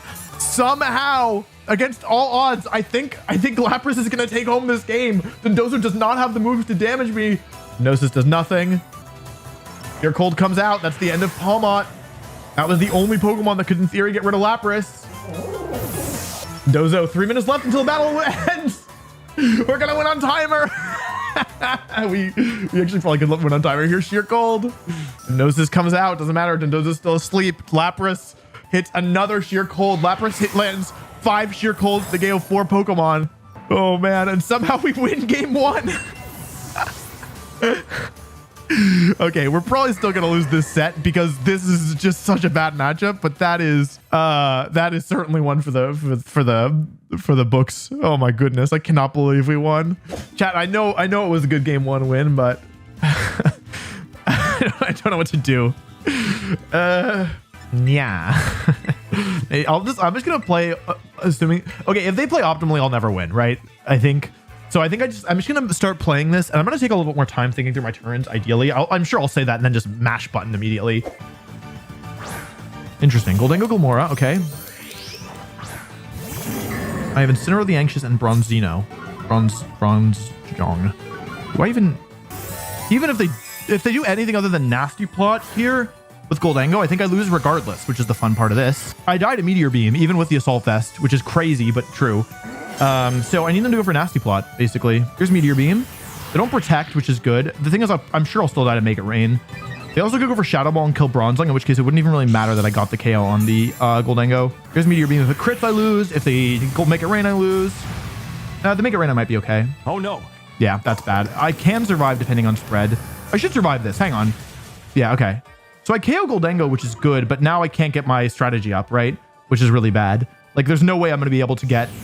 there's no way I'm going to be able to get No Guard onto Lapras. Oh, wait, but I don't need No Guard onto Lapras, do I? Do I now? Now, you know, if I can be honest, for a sec, I don't actually need... I don't really need No Guard on Lapras. I can win this. I can win this. I can win this. I can win this. I can win this. I can win this. I can win this. I can win this. I can win this. It means no Dozogiri. I could win this. It's not over, even though I lost a bunch of health. Switching in and out. Landing a Hypnosis would be really good here. Wrong one. Okay. Okay. I connect. It doesn't really matter because they have Natural Cure. But it's better than nothing. I might just have to hit a raw Sheer Cold, actually. I break the Sash, which is really good. It does half, which is good. Huh? They made a read. Oh my god, they made a read. Hold on. Oh, they can't damage Bronzong. Wait, Glamora can't damage Bronzong. Hold on. Dynamic Punch again?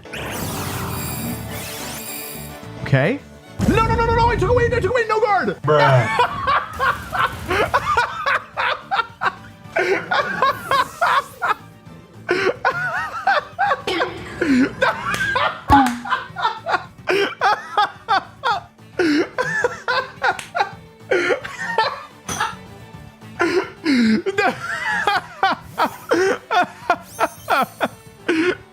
Oh my god, how much sugar left? Oh, wait, that's not good.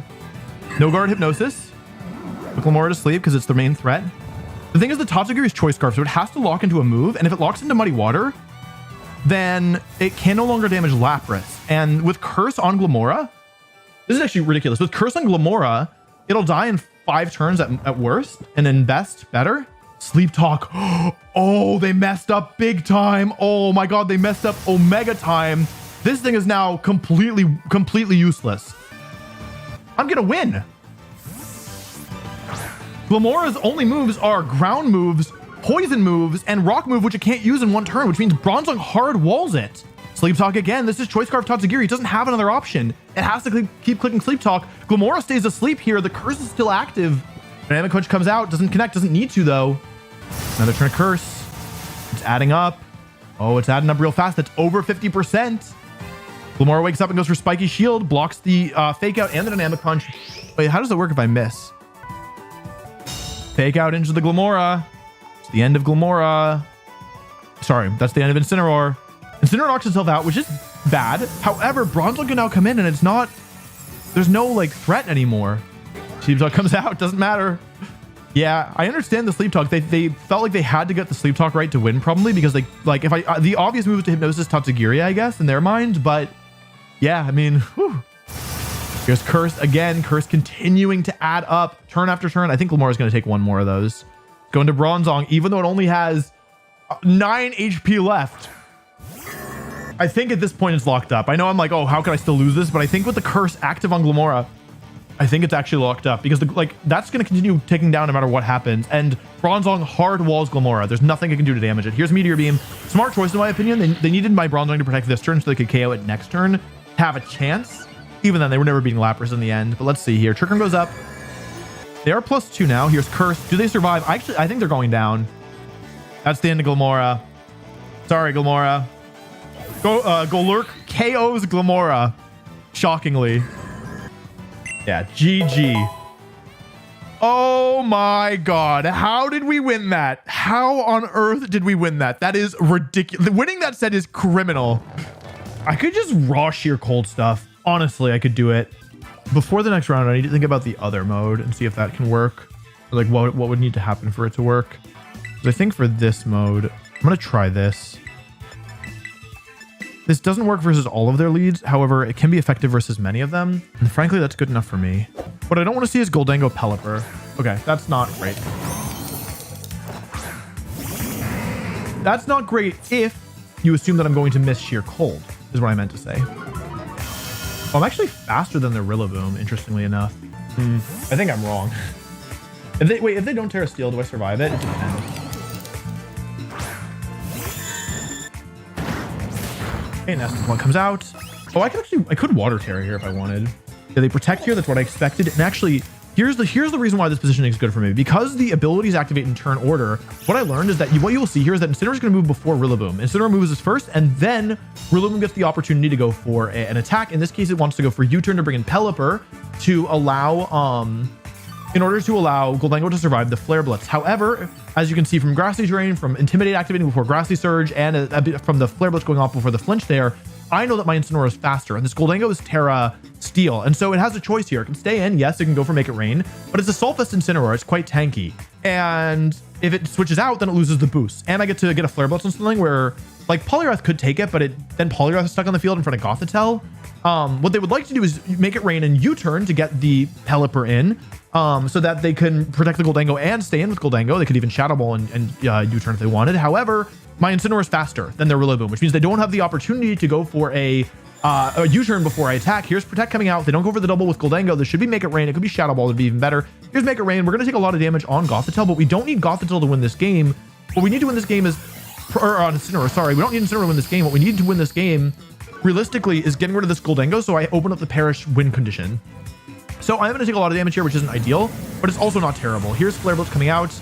Lots and lots of damage coming out. That's the end of Goldango, and they're going to go for a U-turn here. I could have gone for Terra Water and Side Heal Pulse, but I didn't think it was worth it in this position. The problem is that now they have more offensive positioning, but they actually make a mistake, in my opinion, and U-turn into Gothitelle instead of going for something like, yeah, I don't know, something else, like U-turn into Incineroar, which is guaranteed. So here's Pelipper. We expected that. How much does Gothitelle do? This is Sash Pelipper. Clefable comes in. Here's the Terra. This is an offensive Terra, which is smart in my opinion. Don't need defense here. Unfortunate. They're going for grass. Going after Gothitelle, I guess. So I should have Psychic the Pelipper in hindsight. Play Weather Ball as well. They could have Hurricane. I think Hurricane was safer there. I'm a little surprised they went for that. Okay, this is going kind of bad. Oh, did they double the slot? Okay. The table goes down. Not ideal. Not ideal at all. Okay. So now we're... If I'd Psychic the... I should have just Psychic the Pelipper. I got a little bit over ambitious, I think. Pelipper's Ghost... Or Terra's Stellar. Stellar Terra. Lapras, Ghost Terra. I'm just going to end up taking too much damage, I think, here. Get this health back up on Incin. How much does Throat Chop do to Pelipper? I need to do roughly 50. This is like, because that turn went badly, unfortunately, I needed to... Okay, that's good.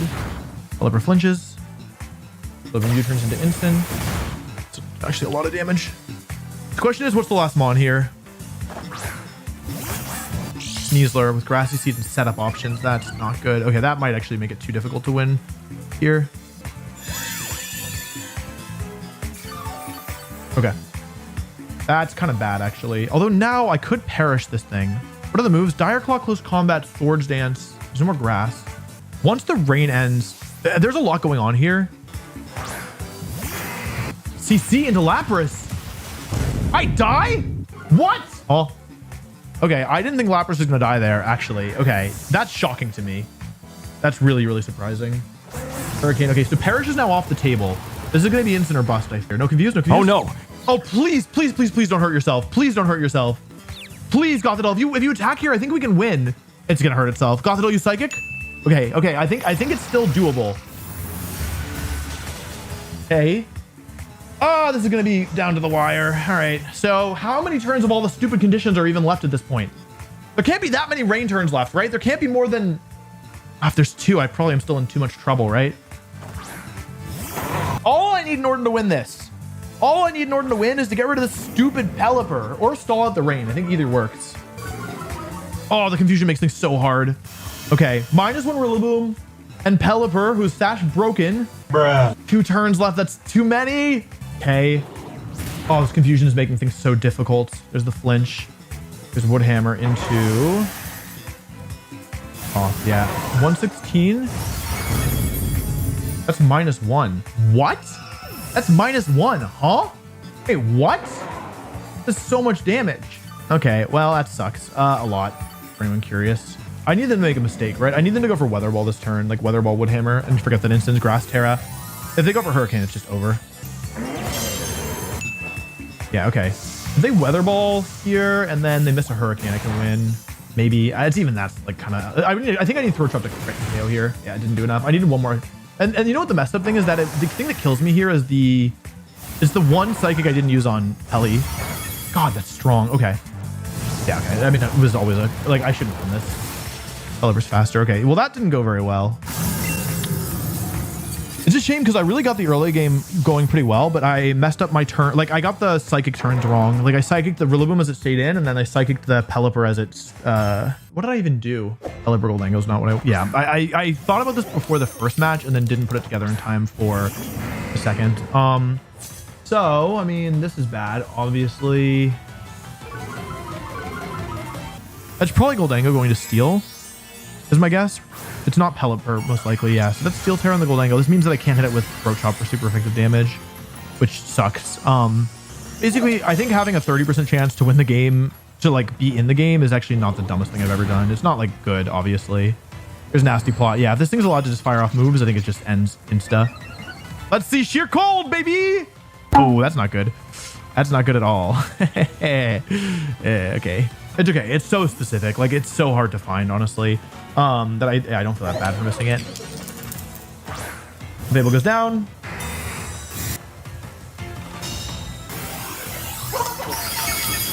Yep. I could still win this if I get like one lucky sheer cold and then like it's actually not impossible to win. It's just it's looking pretty doomed, truthfully. But it is still theoretically possible. Like I could do it. It's like I wouldn't. If I never hit a sheer cold, I'll never win at this point. But if I do hit a sheer cold, then I could do it. This is a position where freeze dry would be better than sub probably. Okay, if they protect both, that's pretty decent. But if they just protect the one, it's not so good. Okay, yeah, nice play. Hurricane to Lapras. All right. That does a lot of damage. Oh no. Okay, all right. That's a 30% chance as well. Same odds of hurricane of what's it called? Okay, I got the sub up. Chat, be honest with me. Do y'all think Lapras is hitting sheer cold through confusion? All right, Lapras, you're confused, but you're not out of it yet. You're still got some fighting spirit in you, don't you? My old pal. Here's make it rain. I've made myself quite weak to Rillaboom. Alrighty. Lapras, nice job. Substitute, taking the damage. Lapras, okay, if you connect to sheer cold, there's a small chance we could win this. Actually, if I connect sheer cold, I can do it. Weather Ball into Goth. Okay, nice Terra from me. Means no confusion that I have to deal with. To heal myself back up. Heal Pulse. Lapras restores HP. I need one sheer cold connect. I've used two. I think my odds of hitting 1 and 2 are about 50%. My odds of hitting this one through confusion are quite low. Let's see if we even get the attack off. Nope. I miss. Okay, fine. It's okay. It's actually okay. It's not good, but it is okay. Because here's the thing. With all my floundering around, I've actually managed to stall out. I've stalled out the rain. So as long as they don't go for Weather Ball this turn into Lapras, who's immune, which they really shouldn't do. This is the last turn of rain. If they make it rain again. Hang on. They didn't even go for a boost here. There's no way they went for They doubled Goth. Hang on. The rain is now over, chat. The rain is over. Is it possible I could do this? Oh, please miss Hurricane. Please miss Hurricane. Please. Gothitelle, you're so good. Please miss Hurricane. Please, please, please, please. Okay. We are actually in this. I went to instant. I was fine regardless. Okay. I'm actually in this game. No joke. I am legitimately in this game. It is possible for me to win somehow. Oh, wait. Sneasler's going to come in and I'm going to lose immediately, aren't I? Your Psychic. Okay. Big damage. Oh no. I fought so hard. I fought so hard and I still lost. This sucks. I need them to close combat instant here. And then their last one is Rillaboom and then instant wins. That's the win condition here. And the Gothitelle survives a Hurricane. Let's see. Okay, hang on. If Gothitelle survives Hurricane, Gothitelle, please. If you live the Hurricane, do you survive 63 HP, but you're so specially bulky? Oh man, I'm so close. Miss. No. Please. No confused. If the last Pokemon is Rillaboom. Okay, if it's Poliwrath, I lose. For sure. No chance of winning if it's Poliwrath. It's a Moongus. It's Rillaboom.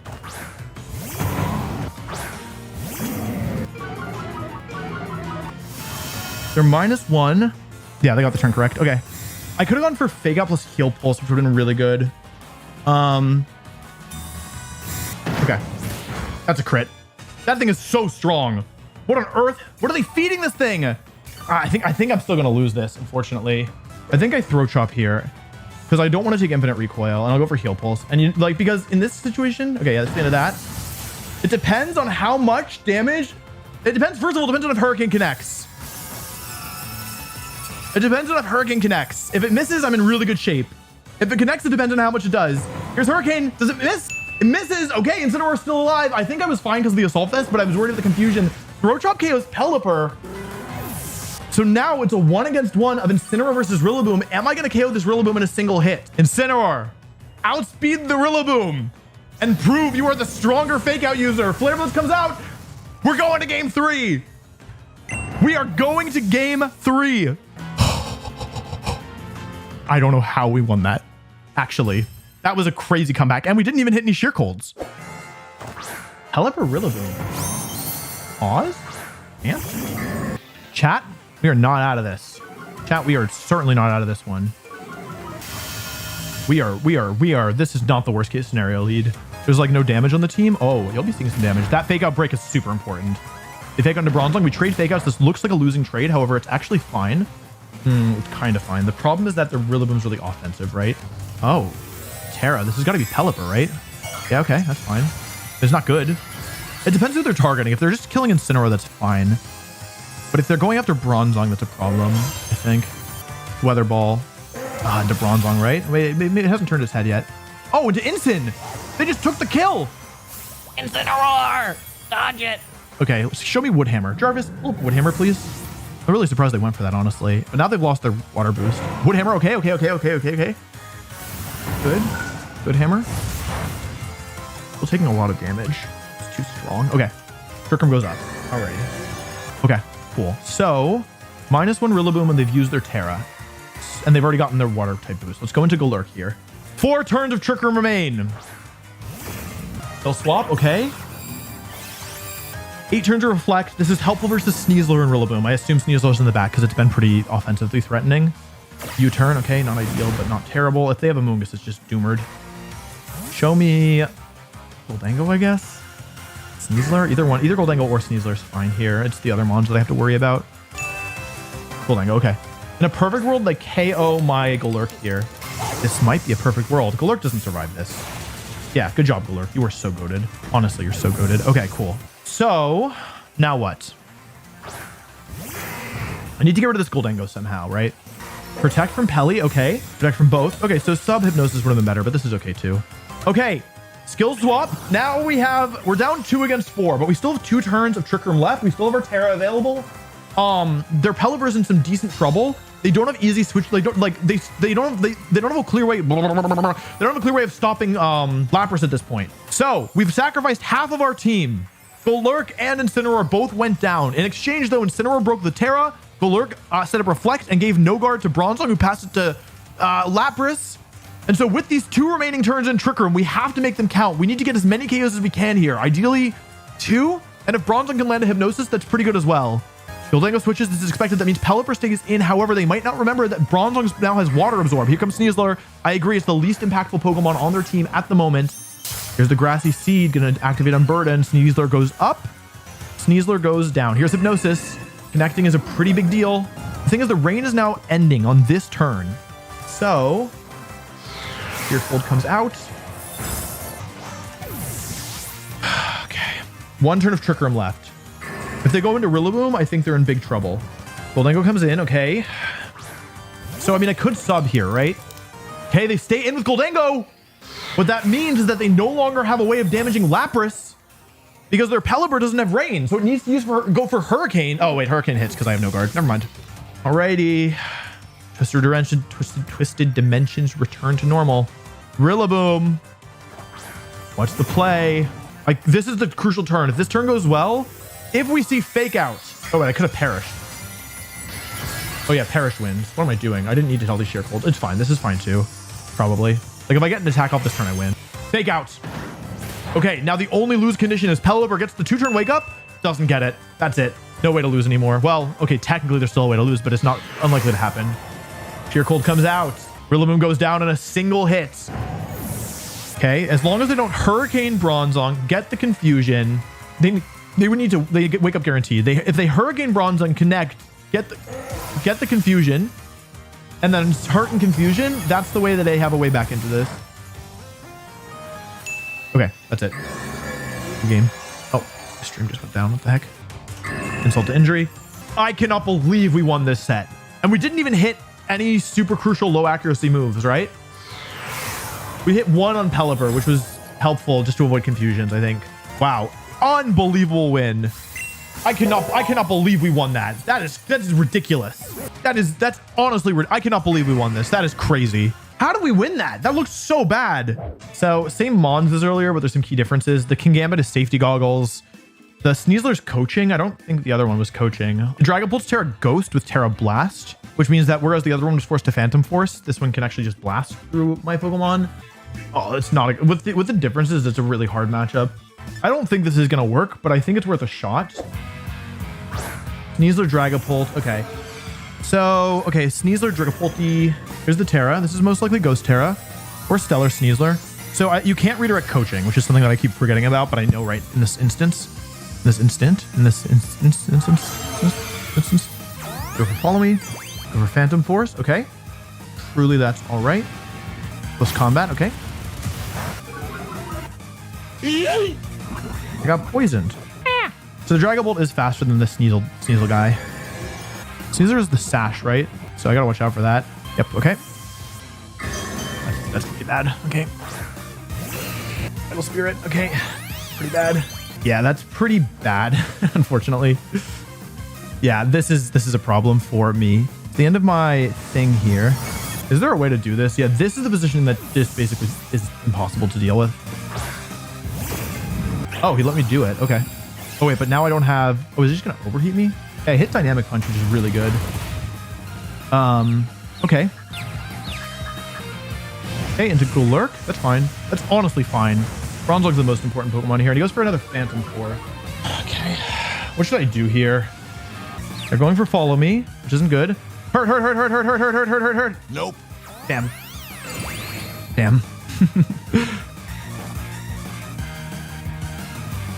Okay, here's Reflect. I'm assuming I take this, even with the Choice Band. I'm pretty sure Bronzong will tank this. I didn't check. Oh, into Golurk. Okay. Okay, so how can I still win this? That's the question that everybody wants to know. They're just going to keep Follow Me-ing is the thing. I can kill the Magmar. I'm going to go for it. I think that the win condition here is they hurt themselves in confusion. 1/3 of the time. It's like hitting a sheer cold. Thanks to Dynamic Punch Confusion. Come on! Golurk, your parting gift to the world. Please. Hurt yourself in confusion, Magmar. Come on! Hurt. It's 8th. Okay, well, that's going to make this slightly difficult. I do KO Magmar here because even though I could have switched in Lapras. Yeah, it was hard. Magmar has no guard. So now Magmar is the Pokemon who... now Magmar is a Pokemon who, yeah, has to deal with this. But yeah, the Terra Ghost here is pretty difficult with the Phantom Force. I needed one of them to not hit, I think. Yeah, there's another Phantom Force. This is very difficult. Because I don't think that my Bronzong will tank a thing, right? Okay. This becomes doable if the last mon is like real... If the last one is specifically Primarina and I land Sheer Cold this turn, then it becomes like actually in theory doable. Yeah, but it doesn't happen, right? That's okay. Nah, it wasn't gonna work. I was taking too much damage. Yeah, Vital Spirit Follow Me Magmar is like a death sentence, unfortunately.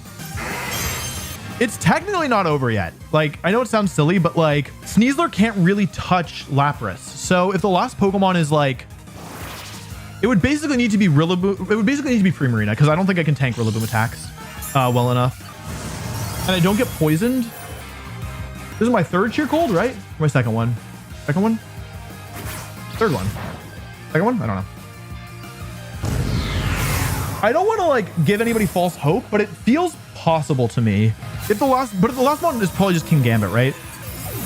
If it's Primarina, even Primarina does a lot of damage though, right? Oh no, that's King Gambit. Oh, that sucks. That sucks. Okay, yeah, it hit the right mons. How much did Reflector left? If it were either other mon, I could have done it, I think. I could have done it with Perish. No, I still needed a triple, right? Probably. Look at how little that does. Come on, Lapras. Nope. Oh boy, that's gonna make this impossible. That's okay. Actually, the funny thing is if I'd gone for Perish and they didn't get the poison touch, then yeah, it was maybe doable. I'm gonna try this. This is a false mode, chat. This is a mode that does not exist in reality. Game lead. Okay. Intimidating the Sneasel. Okay, no Terra. Fine. Oh, this might just be U-turn actually, which would be kind of bad. No. Hey, U-turn. That's fine. At least Bronzong didn't take the hit. That does a lot of damage. Okay, so my Terra was bad actually. My Terra was quite unfortunate. Here comes Magmar. That's my guess at least. Yep, here comes Magmar. Okay, that's fine. Magmar doesn't need to go for follow me, right? Follow me, that's fine. No protect is good. I need to get the switch out here. Okay, the switch. And now I get to go into Gothitelle. And what that means is I have Sneasler now trapped on the field. I wanted to bring Lapras in this turn, but if I got it wrong, I was just in too much trouble, I think. Yep. Yeah, and I would have brought it in for that slot, so that would have been bad for me. That's right, Gothitelle in the back. It's a new mode. I'm playing it like an actual team, if you can believe that. This is Stellar Sneasler. It's not Ghost. It does have Protect, though, so I need to watch out for that. Oh, okay, that's fine. Burn my off. Fine, but I'm doing anything else, I suppose. Yep. Could have gone after the Magmar here. Maybe that was better. Okay, off. Fine. Off. All right. I could have gone Fake Out Heal Pulse here, but I wanted to get the Perish up as soon as possible. Fine. Okay. Getting the damage on Magmar is nice because it will eventually Terra. That's a good drop. It's actually a really good drop. You see? Bruh. All right. Well, there's nothing I can do if that happens, honestly. I actually can't believe that. I actually can't believe that. That's so sad. I was honestly doing pretty well because I had this thing at -2 and I had carriage up on both. But if that crits, then there's nothing I can do. Probably. That is unfortunate. It's quite unfortunate. Yes, yes.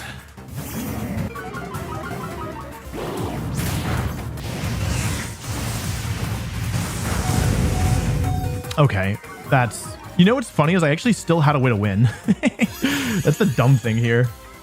I actually did legitimately still have a way to win until that turn, which is crazy. Because yeah, like I had, yeah, nothing I can do about that. I mean, there's nothing I can do at this point, right? They go Terra Ghost and yeah, literally nothing that I can do if that happens.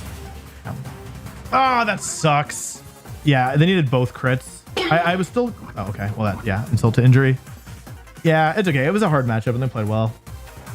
Yeah, if they'd missed that one, like I assume their last Pokemon is Dragapult and Kingambit, which means that if all I needed to do was get Instant and Trick Room again, and I can KO all the Pokemon left. And they would have been forced to Terra Ghost the Magmar to get out of here. So it was actually like, it was okay. It was the crazy thing. Like it was actually somehow okay. Up until, yeah, like this turn, obviously. It was already a bad matchup. So when they get double crits, like I feel like it's just not happening. Yeah, but I think that I think it was doable. The strategy was really cool that I tried here, and yeah, like if I'd had like neutral luck, I think I was in position to pull it off. Now you missed. Nope, never mind. Yeah, that's crazy. Okay, that's okay. We still made top cut. Still a very good thing. And I think we learned more about beating this type of team in general too, because they are forced to do certain things, I think. Which is the important thing. Yeah. I mean, actually, I had it pretty much where I needed it to be until the overheat crit. Yeah, it was pretty close. It wasn't close, but I got close to being able to win. GG's. There's two things I could try here. Perish, which seems pretty strong here, right? Perish seems pretty strong here because they only have one ghost type and it's Scarf, which makes it a little bit exploitable in my opinion. OHKO stuff. I think I'm going to try OHKO stuff because I think it's harder to prepare for and I think it's easier to like lose the game quick. Like I think if you aren't ready for it, I think it's easier to have trouble. The thing is that I kind of want Clefable because Follow Me is actually pretty valuable here, especially I need to watch out for Quash Murkrow, who can be kind of a pain. But I might just have to, I think as long as I'm willing to take it slow, I should be okay. Mousehold, Vasculesion in the leads. Okay. That's okay. I'm glad to get the Intimidate down right away. And this is Terra Fairy Mousehold, not Terra anything else.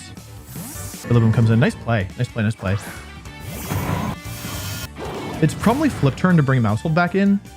Wave. Crash. Okay. I died? Oh, wait, what? It's -1. Okay, I don't know any of my calcs apparently. Okay, that's not good at all. That's really bad, actually. Losing Incineroar turn 1 is pretty rough. Yeah, having Fake Out pressure here is pretty rough for me, actually. You switch? Okay. So I get Reflect up, which is good. There's Mouse Hold, though. That's bad. Yeah, that's a nice play. Okay, this is bad. I got hit Hypnosis on Mice Heist. I have 8 turns to Reflect, which is good. I don't love using my Terra here. However, I think it's okay. Maybe I didn't even need to use it. No, I definitely needed to use it because I couldn't take a Wood Hammer safely. Here's the Terra. This is going to be Fairy most likely. It's not Fire on the Rillaboom. Yeah, nice play. So actually, I think I'm just kind of being bad here. I'm probably going to need some luck to pull this off realistically. Unless they go for Follow Me. If they go for Follow Me... Okay, they're clean. Okay, if I hit Hypnosis, I'm okay. If I hit Hypnosis, it's actually all right. I hit. Okay. So now we're back in this, I think. You're actually, truly, actually back in this. I'm going to do big damage. There's Wood Hammer. 0 turns of sleep at present. Skill swap. Okay, so now No Guard is on Bronzong now. And what that means is Dynamic Punch can miss, unfortunately, which is okay. I hope they go for Wood Hammer here. And I hope this KOs. If it KOs, we're in okay shape. Okay, we're in okay shape. Okay, we are down 4-2. However, it's not as bad as it looks. Trust me. The first one of Sleep on the Mice. I've used my Terra. They've used their Terra. Because I can skill swap Sheer Cold and KO the Rillaboom this turn, assuming that they stay asleep and don't get... You would need both a 1-turn Wake Up and... The Caledon comes in. Okay, this is sturdy, which is a problem. So I am glad to hit it with Hypnosis, probably. Stay asleep. Okay, that's good. Hypnosis. I know all 4 of the Mons now, which is good as well. 2 turns of Sleep on the Mice. 0 turns of Sleep on the Arcaladon. Trick Room ends. Grassy Terrain ends. It could actually be kind of bad. Okay, but it's a 1 and 3 for Confusion. Follow me, follow me, follow me, follow me. Or just hurt yourself in Confusion. Okay, that's not ideal. Lapras! 30% of the time, you're able to connect this Sheer Cold. That would be really, really cool. Friend. If I can get the Sheer Cold now, I'll win, I think. If this connects. It's only 30%, yeah, so it's not super likely. Go for Trick Room. Let's see if it's Protect or if it's Follow Me. Hurt? It is Follow Me. Okay, cool. I've guaranteed Hypnosis Connect. And the reason I've done it this way is that now... I think actually we don't want to connect. It's probably still fine to connect. It's fine that it also doesn't connect. We would love our Caledon to stay asleep here. Okay, that's 2 turns of sleep on our Caledon. Okay, my heart's starting to beat. Okay, so it's taken a while, but now the Mouse Hold is guaranteed to sleep this turn. It is absolutely guaranteed to stay asleep, so I can go for Skill Swap into Lapras and Sheer Cold and guaranteed to get a KO on the Mice, which is useful. Okay, it's guaranteed sleep. To the end of the Mice. Oh, you know what I can do here, actually? Hey, I have No Guard. Please stay asleep. Please stay asleep. Please stay asleep. Our Caledon. Guaranteed Connect. We finally got it going. I'm also running out of Reflect turns, which is not irrelevant. Stay asleep. Nice. That's actually omega massive. I think I have 2 turns left of Trick Room. This is actually, I think this is not favored for me. Here comes Rillaboom. So they can break the sub with the Rillaboom if they want. I might need to hit a Naked Hypnosis here in order to win this. My last turn, Reflect. Okay, yeah, I assume they would double my Lapras here, which is valuable for me because, hey, I hit, that's a big connection. That's a big connection. Wakes up, here's Electro Shot. Yep.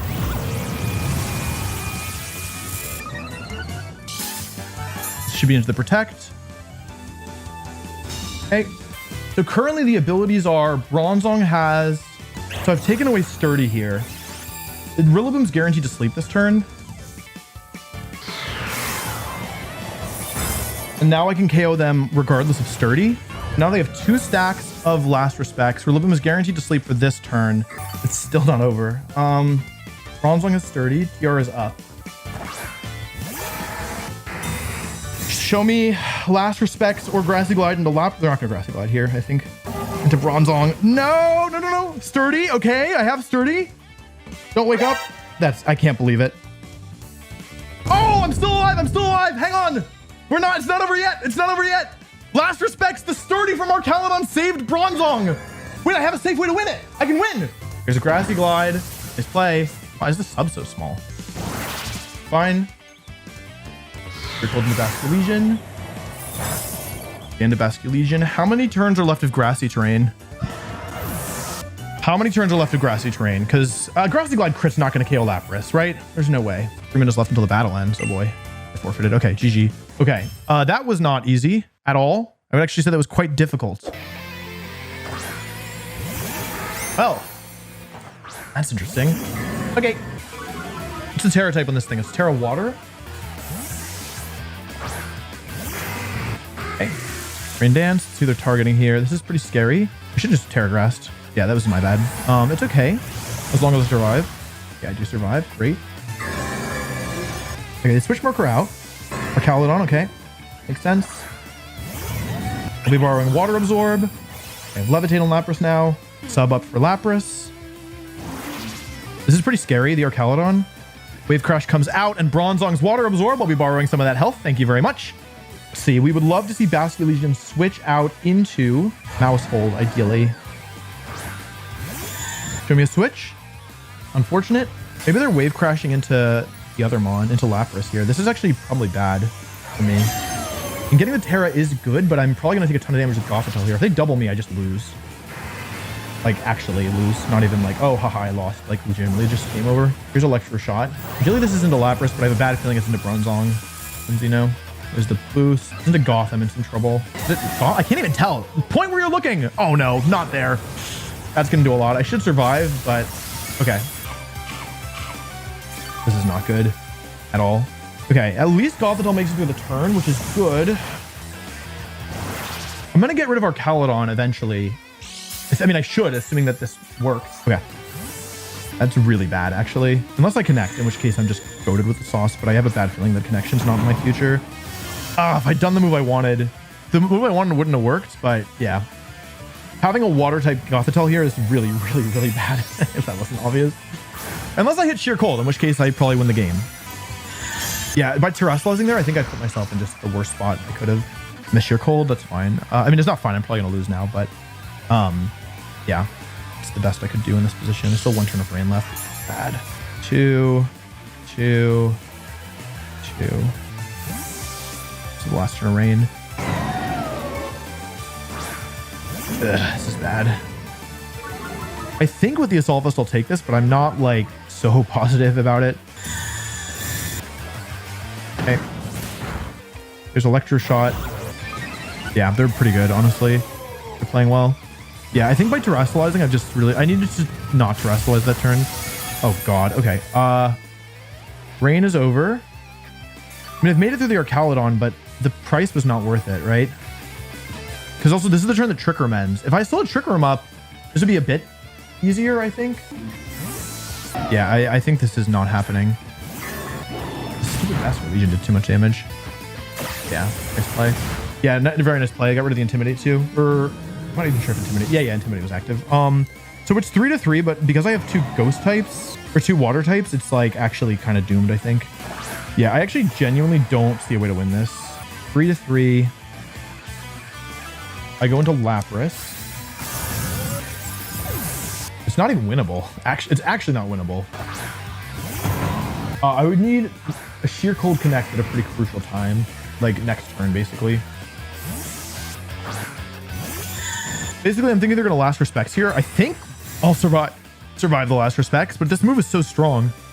Should we fake out? Oh, or what hammer into Lapras? Okay, survive. Okay, yeah.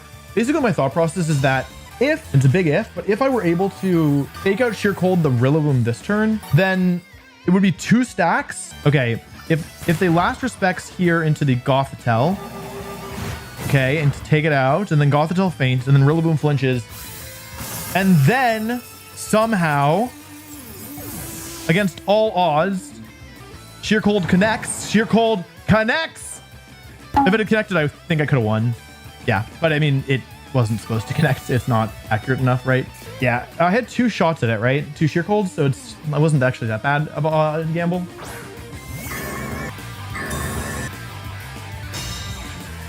I don't know if I live this. Probably not. Lapras is bulky. Probably not. This is really difficult. They're playing really well. They have a good team, and I don't really have clear options to get through it. They didn't even bother with Mouse Hold this game, which I'm like personally a little surprised by. Wait, what would they have done if I'd gone for my... Wait, what would they even have done if I'd gone for my game 1 strategy there? Okay, we're a little bit more Calidon. Faster than me, darn. We get one big attack off. I think I should have just gone for the Terra Ghost here. I don't think they're gonna let me U-turn them. Yeah. I should just rip the Terra Ghost here. What? They aimed at Ensign? That's crazy. That's insane. Okay, that's ridiculous. Okay, that's not good at all. That's really bad. I should have used the Terra. No, I couldn't. Like, I just ran out of time there to figure out the right move. I think I had the tools, but I just didn't put it together in time. They could still make a mistake here, in my opinion. This is not guaranteed over yet. Although being forced to Restless here doesn't feel good. This is not over. Put the Perish up on the Archaludon. The Fable, which is my secret weapon this time. If I can pull some to Goth, it's bad. Really bad. You turn to Lapras, it's not good either. Not so bad, honestly. Like, it's actually not so bad. Oh no. Okay, that's bad. Bad Legion. Yeah. The problem is I can only take KOs slowly and I can't get rid of the Basket Legion quickly. And I've already Terra'd here. Yeah, they did so much damage to my Incineroar right away because they knew that it was crucial for them, yeah, winning the game eventually. Let's see what they lock into here. It's a couple options. I really feel like I need to keep Incineroar alive. If they KO it, I think I'm in big trouble. Here's Fake Out, turn 2 of Perish. Wave Crash into Goth, okay. Survive narrowly. Very, very narrowly. Goth survives. Instin's still alive. Gets a turn of healing off. 2 on everything. Okay. I just need one Sheer Cold Connect. Okay, they stayed in this turn, which is good. That means that next turn they only get 1 attack off. There's Lapras. Wave Crash. Water Absorb. Dragon Pulse. Okay. Ow. That's a lot. Okay, there are Basket Legion switching out this turn. So the question is, do I want to risk a Sheer Cold, understanding that hitting it will probably win me the game? Do I need to hit a Sheer Cold to win the game is like basically the question, right? Because one thing I could do is I should go into Clefable. They haven't seen it yet. It's my best option. So the question is, what do I do here? I can go for sub, or I can go for Perish Song, or I can go for Sheer Cold. If I hit the Sheer Cold, I win the game for sure. Well, for probable, depending on what switches in. If I sub, I think I Sheer Cold. I think I have to hit one to win. There's Basket Legion. It is Murkrow. Okay, I think that's somewhat decent because Murkrow actually isn't that good versus me at this moment. If I hit this Sheer Cold, if I can hit this Sheer Cold, I will win. I have a 30% chance to win the game. Show me Dragon Pulse. Okay? I got the immunity. Lapras, there's no guard. Show us. Nothing. Nope. We need to hit 1 at some point. Or alternatively, what we could do is try and get another Perish Song up and KO. Like I could have Perish Songed this turn if I wanted to get the counter on Murkrow, but it can just switch out. Like I think I need to do something at some point.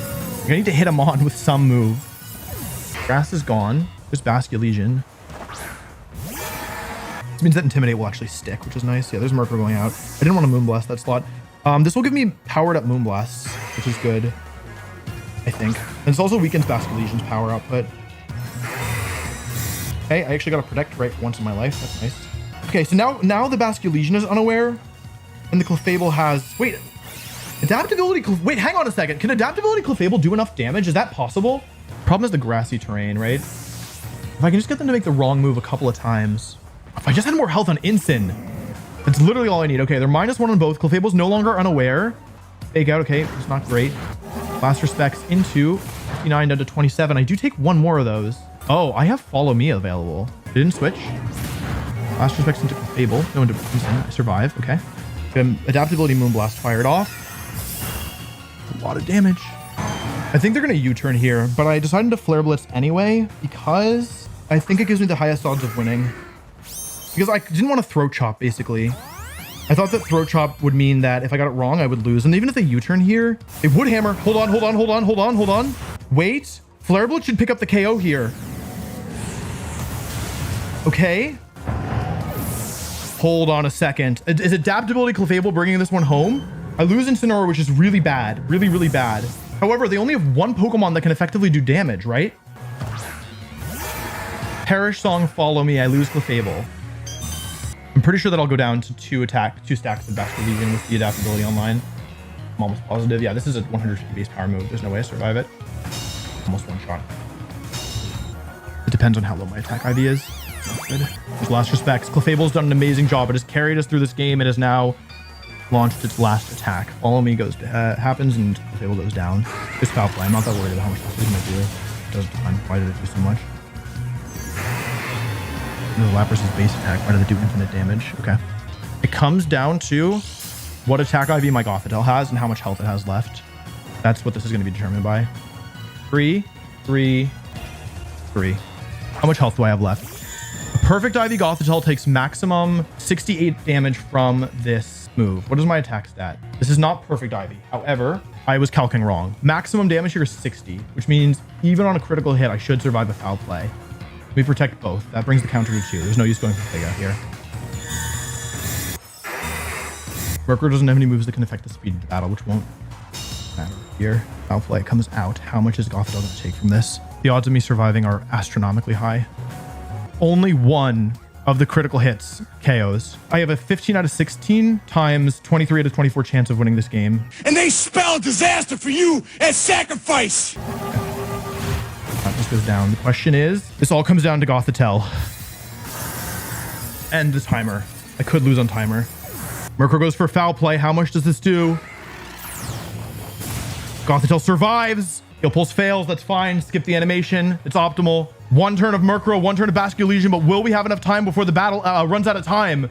There's only one turn left. I protect. This is it. This is down to the wire. If we can get this turn off, I should win. But if time runs out, they have 2 Pokemon left. I only have 1. They'll be the winner. If time runs out, 2 minutes until the battle ends. They forfeit. I don't know. I do not know how we won that. Swift Swim. Let me get some Cineroar. Oh, what's going on? What's all this then?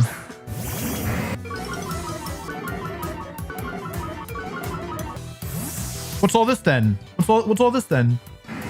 Huh? What is all this then? What's all this then?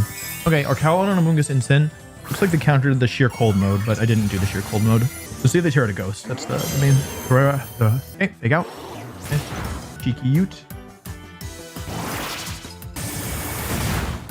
Big damage. That's huge. I sounded like an announcer in a Pokemon game. Big damage. That's huge. There's ways that this could go badly, but I don't want it to go badly, so hopefully they don't happen. My pro analysis. I expect this to be... no, never mind. A Dragon Pulse. Oh, that's not good. Incineroar. Oh, that's bad. They read it. It's doomed. I got the Parasong up. That's good. Opium. Dang, that's crazy. I guess it was kind of off. I forgot my opponent. Okay, I know it sounds silly, but I kind of forgot my opponent was like I didn't know anything about my opponents, but I kind of forgot they were good, you know? Sorry, gotta give it the sub. Yeah, taking that much damage is pretty bad with Goth. I needed to switch it in safely. Okay, Dragon Pulse comes out. That's good. Nice play. Nice play. Thankfully, this team doesn't have any spread moves, so I should be able to survive. At least return. Yeah, getting rid of this instant's going to be tough. And getting rid of all the other Pokemon is also going to be tough. I think this might be tough. What do they bring in here? I would assume Pelipper. Yeah, okay. Pelipper comes out. This is bad. Okay. 2 here. 2 here. I don't think Clefable takes Flash Cannon super well. Do you?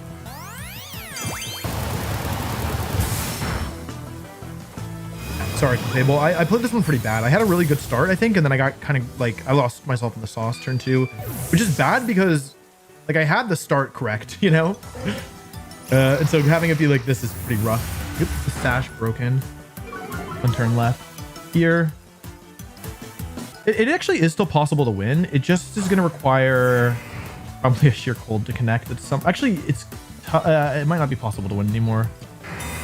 Unless they misplay huge and double Lapras this turn, which would be kind of silly. Oh, Stellan, interesting. There's no way they go after Lapras here, right?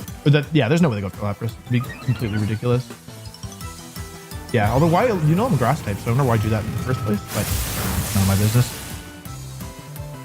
Yeah, I didn't respect Gothitelle enough. It is kind of like the most important Pokemon here. Yeah, I can still win this. I just need to hit many sheer colds. Many, many, many sheer colds. To be specific, I need to hit 2. Hitting 1 would be a start though, honestly. They haven't even Terra'd yet, have they? I think I was covering for the Terra the whole time and they haven't even gone for it. It's Ghost Terra Pelly, right? Yeah, this was going to be hard regardless, actually. It didn't matter what I did here. It's a crit. Perfect crit. Should love a Hurricane, but not by much. Flinch. Okay, show me sheer cold. Damn, that's my bad. It's the end of instant. All right, if I hit this sheer cold, slight chance. Slight chance for Wolf to win. Very, very slight. Extraordinarily slight. Near zero. Yeah, it's into my item, fortunately. Come on, Lapras. Yeah, it's just too hard without no guard. This is tough because they have so many. Oh yeah, they don't even need to. That's clever. They don't even need to go for weather hurricane because I lost my item. That was smart. A lot. Okay, now the way that I win this is okay. It can't happen anymore. This might be it, folks. This really might be it.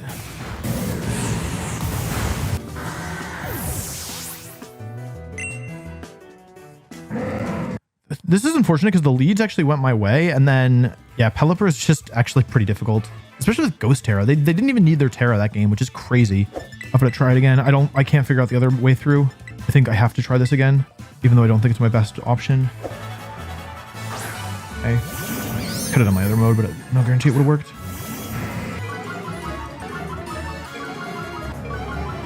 That's not good.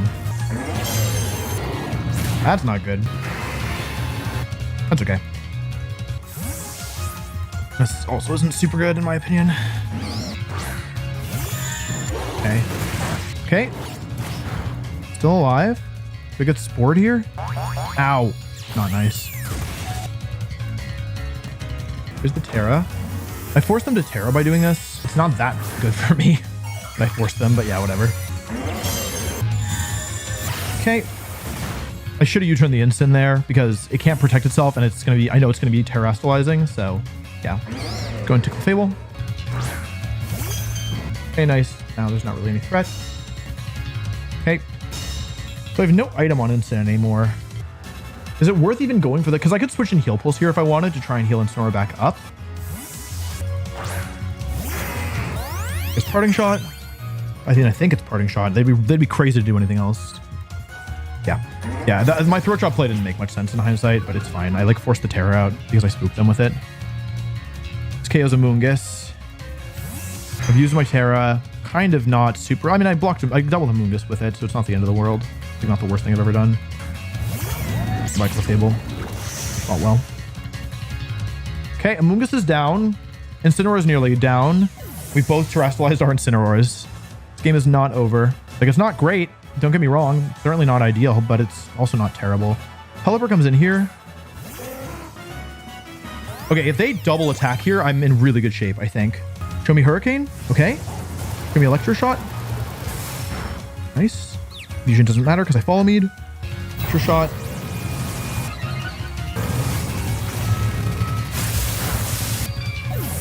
3 turns of Perish Song. Both Pokemon trapped in the field, remaining Pokemon in the back, Terra Ghost and Incineroar.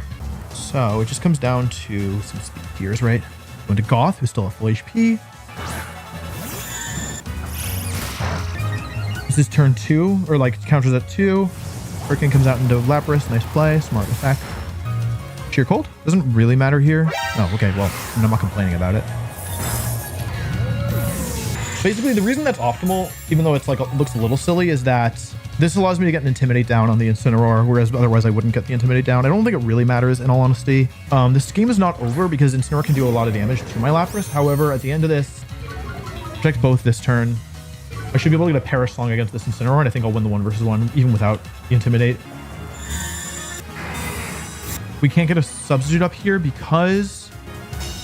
The reason we can't get a sub up here is because that... why can't we do it? Lapras is on the Perish counter, so getting a sub up doesn't help. Like, I need Lapras to win this game eventually in order, like, because it's the only thing I have. If I had full HP non-Terra Incineroar, then that could also win the game, but it's not the position. I'm going for the double protect here. If it hits, it doesn't matter. Like, Gothitelle is not... All Gothitelle can do at this point is Heal Pulse. I get it. Okay, getting lucky. I'm getting lucky when it doesn't matter. I didn't need either of these forms of luck. Hurricane. Oh, they messed up. They needed to KO instant this turn, I think. In that case, it actually, nothing mattered. I was going to win this regardless because of that play. Yeah, having Instant still alive at the end of this means that, because they would have had to waste an attack on Instant and then Perish Song just wins. So, Truck comes out. Okay. We got a game win. Question is, how do I win this set? Moongus has been so bad. Are they really going to bring a Moongus? The thing is, they might leave a Moongus behind, which would make me want to do sheer cold stuff, but then they could just bring Mouse Hold, which doesn't make that things that much easier. Like, do I really want to gamble the whole game on sheer cold, on like no guard sheer cold? They have 2 redirectors, a Focus Sash user. They've got Basculesian. I don't know why that's relevant, actually. Maybe they will lead with Pelipper plus Archaludon. Kopi Jopium. That's the bad. That's bad.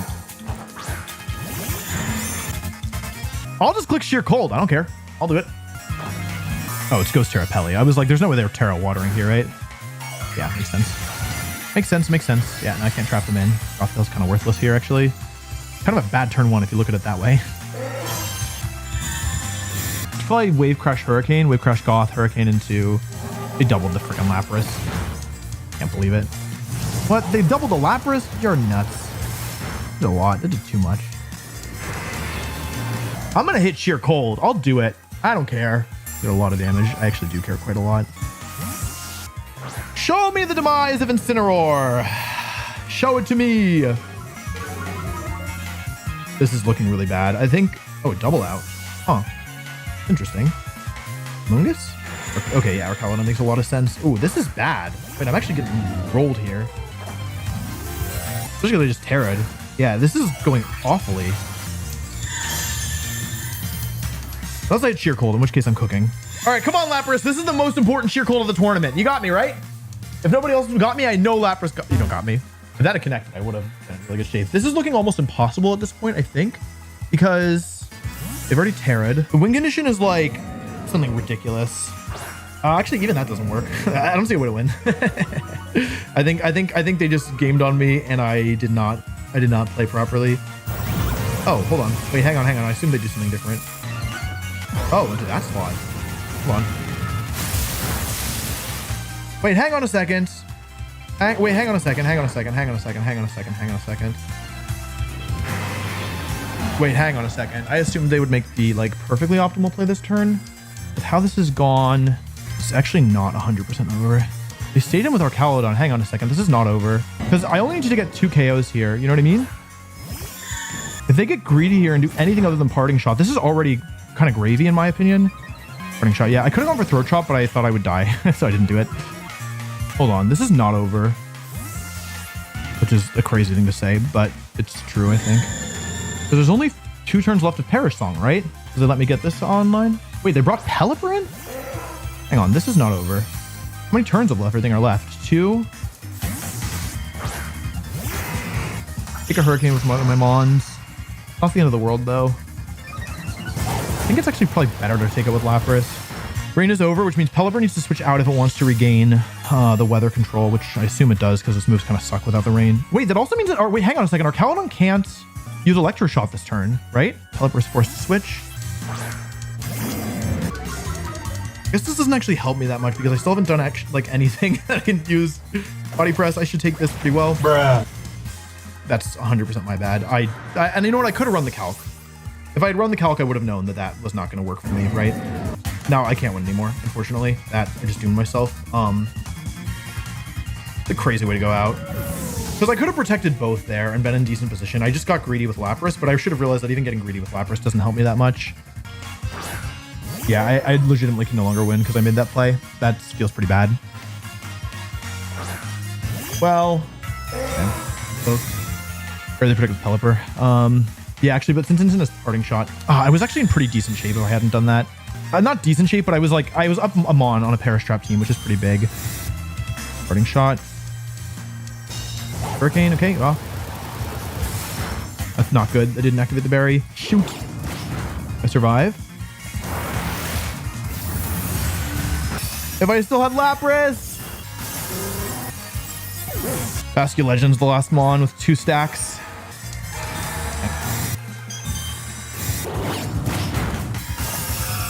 Rain is still active, right? I'm so close. I'm actually so close. That's the incredible thing. I just needed like one more turn here. I need them to go for last respects here. Not wave crash. Oh no. I don't think Clefable survives this. Not with the Mystic Water. Wait, hang on. Wait, hang on a second. It's a 1v1. But they're intimidated. So it's Incineroar versus Incineroar. I'm intimidated and they're not.